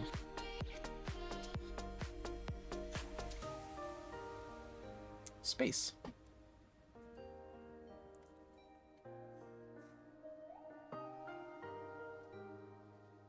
Like, Greek has a very unique way of handling, like, future tense, for example. if I recall correctly, future tense in Greek literally translates to "it wants to," and then the thing you're going to say is happening in future. So like you wouldn't say, the way you would say "I will go to the store" is you would say "it will, I wants to go to the store." Now it's shortened, but still. Like that's goofy. What?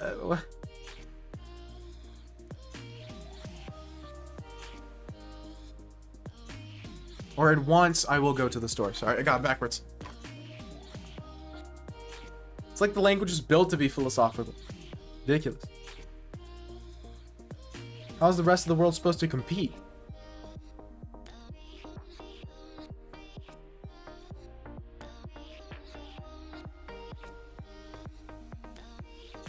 With haste will the store I approach. Oh, that one you can do in Macedonian.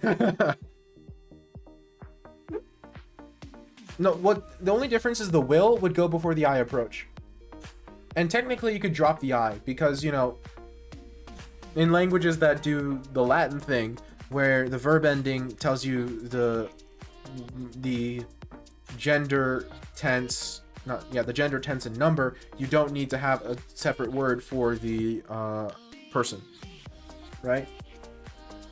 I approach is one word because the word approach includes on its ending the indicator for who's doing it.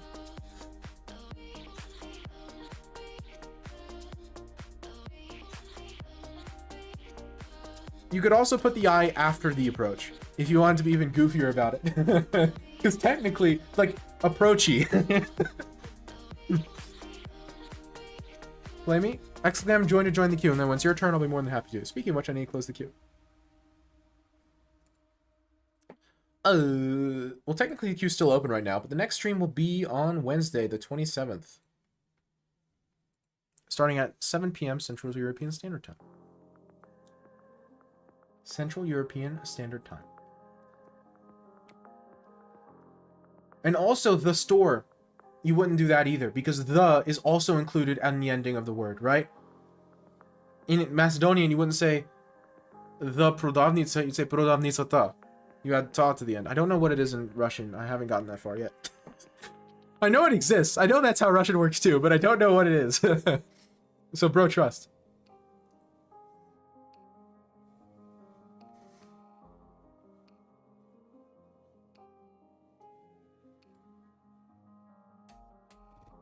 At least I've been told that's how it works in Russian. I guess I don't know it. Yeah, it's similar. I feel like Macedonian is just another way to use Cyrillic. It's another Slavic language. It comes from the same, you know, roots. Now, it's a South Slavic language, so it shares more with Serbian, Bulgarian, Croatian, Montenegrin. Montenegrin? Yeah. A lot of it shares more with those languages than it does with Russian, but those are ultimately all Slavic languages. It comes from, you know, it's on the same branch of the linguistic tree. Yeah. That's how I feel about it until I start getting into the details. Until I start getting the specifics of it, then it's like, oh no, this is totally different. Oh yeah, it's goofy. I'm enjoying it. I find the process of learning different languages interesting because what you really discover is languages are built to serve the culture. Or maybe they naturally evolve to serve the culture. Maybe the culture evolves out of the language. Whatever. Chicken and the egg, not my point. The point is, the language fits the culture in a very unique way. And so learning about the language can tell you a lot about what the culture prioritizes.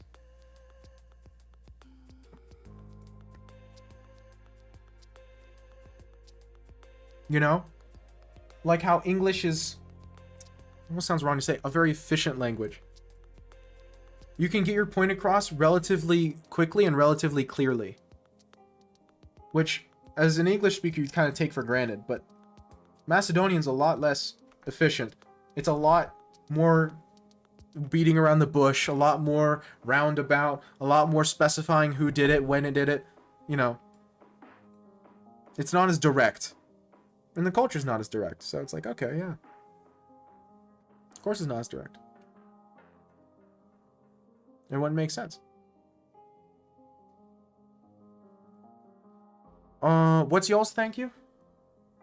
Do y'all use a variant of like Blagodarom or something?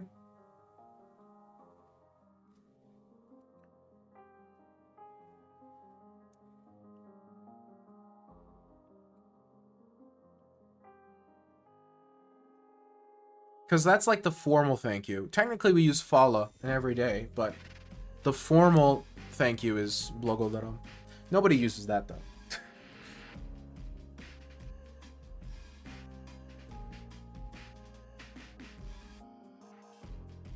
Nobody uses Blagodarom.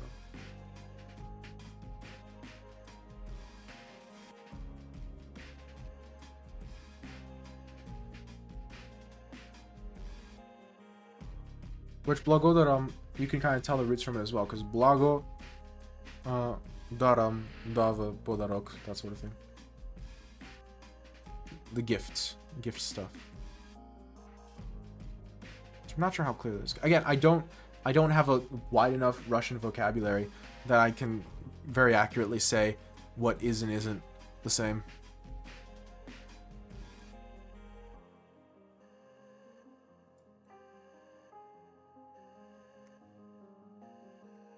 I'm sensing a slight positional advantage for the white pieces.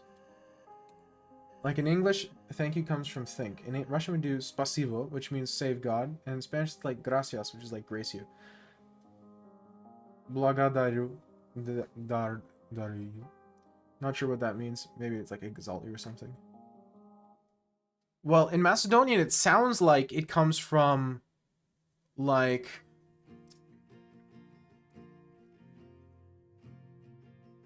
Dara. Sounds like almost like the word for gift. Maybe I'm wrong. I don't know where Fala comes from.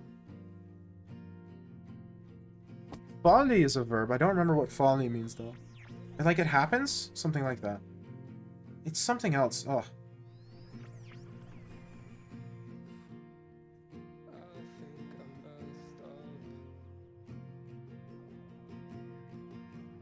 Yeah, Fali is like praise.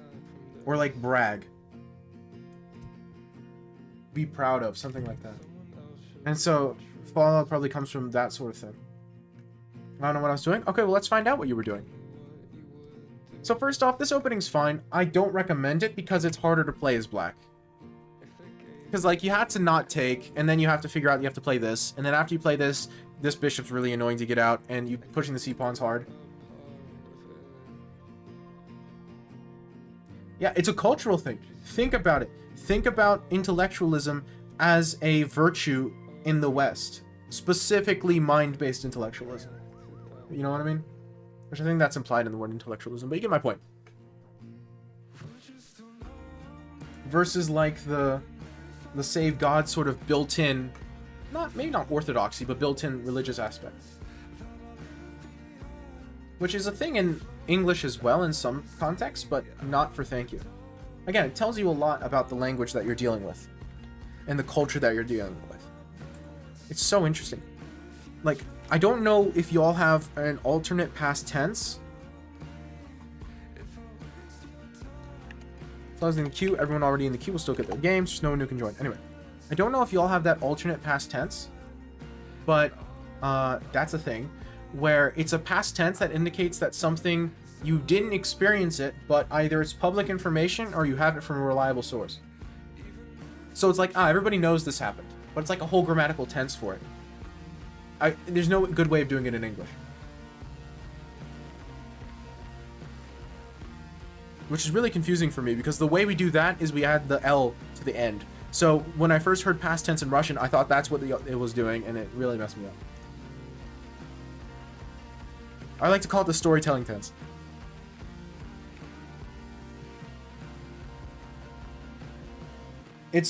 Our past tense is different than yours, except that version, the storytelling past tense, is super similar to Russian past tense. It's really weird. I don't know why or how, but it is. And again, it's specifically for when you did not firsthand experience an event, but either it's public knowledge that it happened, somebody told you that it happened. Yeah, it's one of the two. Somebody told you, or it's public knowledge. Again, you specify. If you don't specify, then it's public knowledge. Or it's like I was known, it was known that this was the thing, you know? It's really weird. It's so bizarre. It's so cool because it allows for, again, constructions that don't come natively to English. Because, like, if you say Igrov Shach, that's I played chess, and that's like I have played a game of chess in the past before, right? But you say Igral Shach, then that's like, oh, it's known that I played chess. Everybody knows I played chess. Like, you ask someone else, did this guy play chess? And they'll tell you, yes, he played chess. You know? Which is, it's so hard because that's not a way you talk in English. Right? Like, even if English had that as a tense, you wouldn't use it because nobody talks like that. You could also say, Roger. Exactly. That's what I mean. So it was really confusing when I first learned what Russian past tense was like. So I was like, oh, wait, we do the same thing. I'm like, no, wait, we don't. It's completely different. Messed with my head. But in English, even if you had that sort of tense, you would never use it because no one in English, in Western cultures that use English as their primary language, like US and UK, India might. I'm now thinking about it. India might culturally. But you would never use that tense because that's not an important piece of information 99% of the time. Who cares who knew what? Did it happen or not?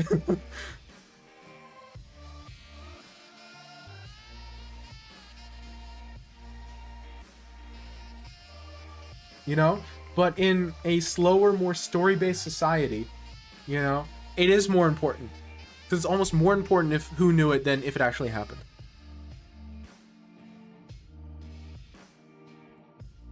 I love that. That's another one I really struggle to use because it doesn't come naturally to me.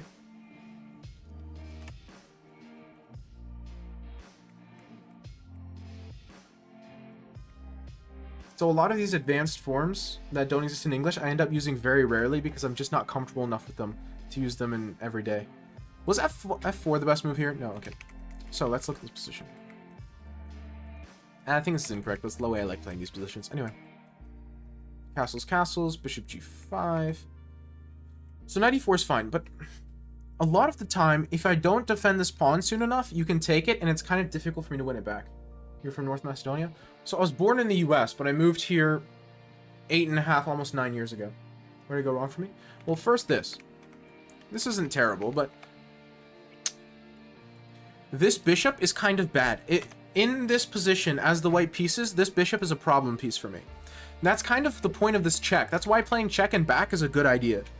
I know the computer didn't say it's the best move, but ignore the computer, it's being stupid. This is a completely reasonable idea, right? Because you're misplacing my bishop, and my knight can't really go to d2, which it often does. And this bishop's kind of hard for me to develop in this opening, right? That's the weakness of this Catalan-like setup, is getting this bishop out is surprisingly hard. If I take it to f4, then, I mean, this is always an idea. It's not good right now, but it's... Now where does it go? It goes back? It's kind of wasting time. It's pointless. And if it doesn't go back, it doesn't have another good square to go to. This bishop's always a problem piece for me. And so, by doing this, you let me trade off this problem bishop for your good bishop. Because these pawns are on light squares. You've got light squared pawn structure, which means your dark squared bishop is better than your light. Because this one's blocked in by your own pawns. This one isn't. This one isn't. And in the same way, I've got these dark squared pawns. And when I play e3, which is the move I want to play in a normal game of chess, then I'm going to have a mostly dark squared structure, which means this is my problem bishop and this is my good bishop. Right? That's the fight. So I'm trying to say, oh, my good bishop is amazing and your bishop's terrible. That's the point of the opening. And so by letting me trade off my bad bishop for your good bishop, I already don't have as many problems. I'm already chilling. Now, I didn't play it super accurately, but... And then this is just a tactical blunder. I can just take this pawn. This pawn's currently hanging.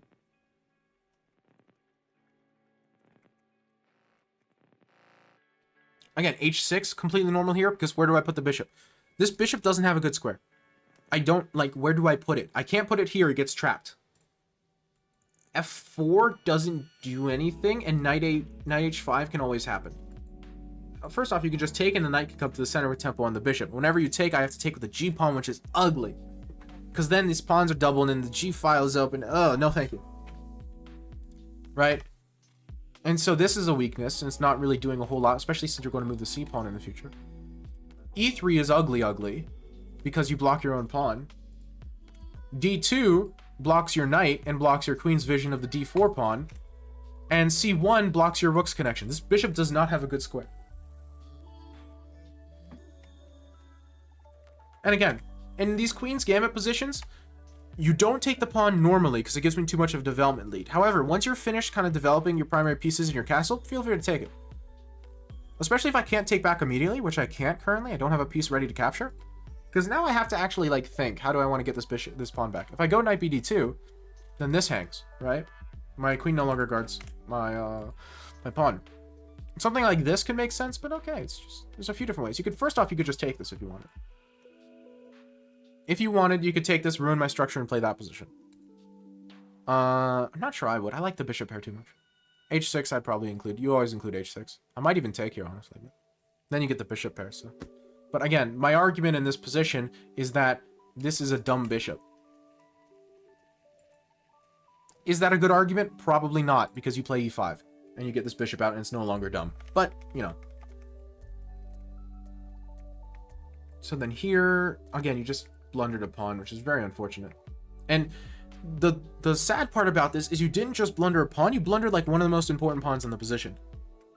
Right? Because now that you blundered this pawn, I'm getting my full pawn center. I should have done it this move, probably. I was just spooked about something like queen f6 and like, ooh, it doesn't do anything that way. I get my full pawn center supported, and your knight suppressed. Your bishop is doing something, but once I move my queen, it's not going to really be doing much. And so you blundered not only a pawn, but also the entire center, which is very unfortunate. So from here on out, it's really an uphill battle. And then now I'm trading pieces because not only am I a pawn, however, this pawn center is going to make me be able to get past a lot easier. And your pawn structure being worse is nice as well. And this is a weak pawn. Probably could have taken this immediately. I'm always a little nervous about letting your rook in, but probably there's nothing objectively. Anyway. Queen e4, rook a b8, d5, queen e5, takes, rook fd. And see, this is the problem. You didn't just blunder a pawn, you blundered a central pawn. So now I'm going to be pushing for a passer. And see, the computer's saying to play g5. It's not immediately obvious as to why. Oh, it wants this and then maybe g5. No, that doesn't work. What is it, Ree? Good job. Congratulations. And then here it's just already really, really bad. There's not a whole lot to do in this position. Again, it was unfortunate. Is Q closed? Yes. It was one mistake in the sense that the knight move was really terrible. However, there was build-up. Not the white knight move. The queen move here is really terrible. But there was build-up. Because even here, knight takes, pawn takes. I prefer white. Because, like we talked about, good bishop, bad bishop. Let's say you play h6, which isn't a good move, but that's not the point. I can play e3, and now I have all dark squared pawns, except for the a2 pawn, but ignore it. I have all dark squared pawns and a light squared bishop. That's wonderful. Versus this pawn just stuck on a light square for a billion years. So that's going to be a thorn in your side forever. Now you can play knight a5, get a knight on c4, and you have a game of chess. You're not like losing, because, I mean, this is a pretty good square for the knight that I gave up. So there's definitely counterplay, but I would say it's definitely harder to play black. Something like f6 isn't a move now, because then you get knight g6, and so you can't really ever kick the knight. And so your pieces are just kind of misplaced. And this bishop is just not as happy as an alternative. What if black c4? You mean c5? c5 just loses the d pawn. Knight c4. Immediately I probably take. And it's the same thing I said earlier, but even worse. This bishop's amazing, this bishop's garbage. How do you defend this pawn? Just very concretely, what do you do at this pawn? In the short term, I don't think you can defend it tactically. I'm going to, like, take... And maybe you play queen e6? Queen c5, I take your queen. So I find it unlikely that that's a good move. You have to play queen e6 if you want to defend the pawn. That's the only move I see. And that's ugly. Because you're blocking in your own bishop again. Because, you know, if you defend with the bishop, then I take your pawn. Defend with the pawn, I just take the pawn. So queen e6 is the only move. And here, I can play d5, but I wouldn't even play d5 in this position. I would just play this. And guess what? Your queen's blocking your bishop. This is a piece of junk.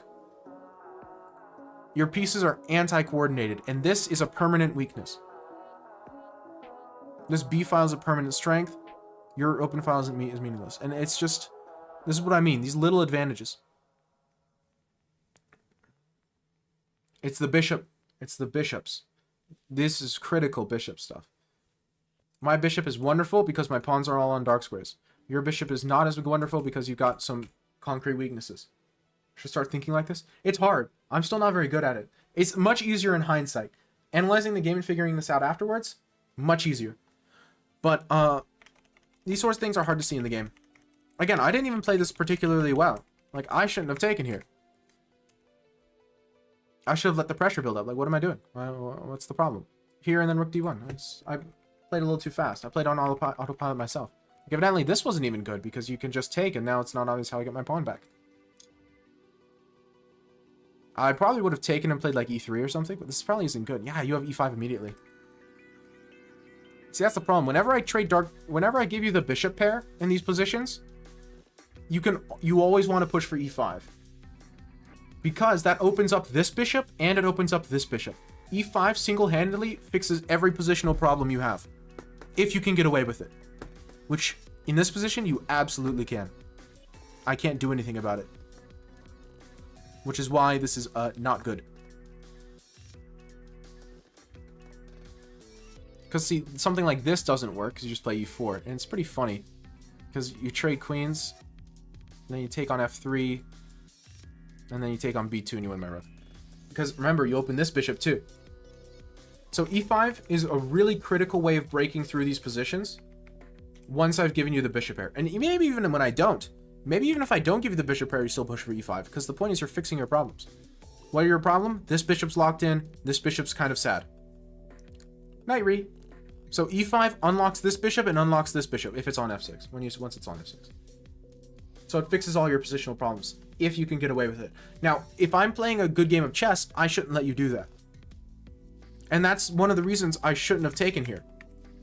Is because once I take here, you take with pawn, I've opened your bishop for you. I've solved your positional problem. Never solve your opponent's positional problems unless you get something more for it.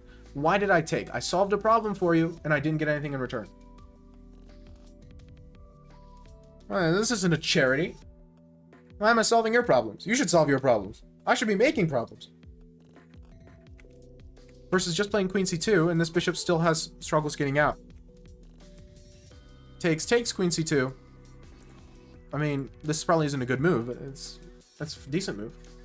And it's possible now because the e-pawn's out of the way. So again, I was playing somewhat lazy as well. And then queen f6 is just an unfortunate tactical misstep.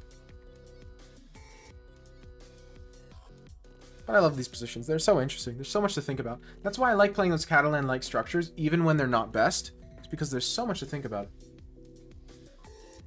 Bro Isabella. It's your turn. The name goes hard.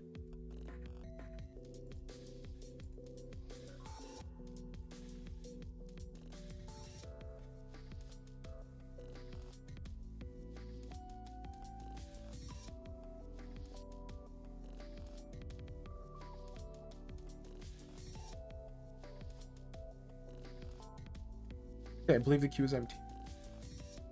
In which case, I'm going to bed. Nope, my entire Twitch page reloaded. Nice, love that. Now we're talking. Okay, we'll raid Thinker Teacher again.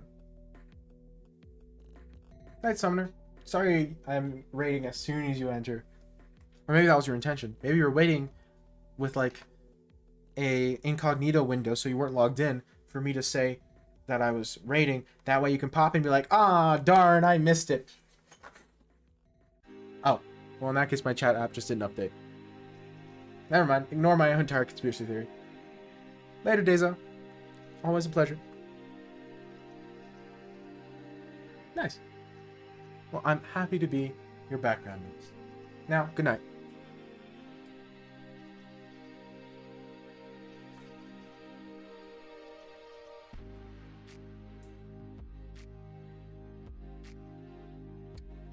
Yeah, I'll turn off stream first and then we'll turn off the... I forgot to click record.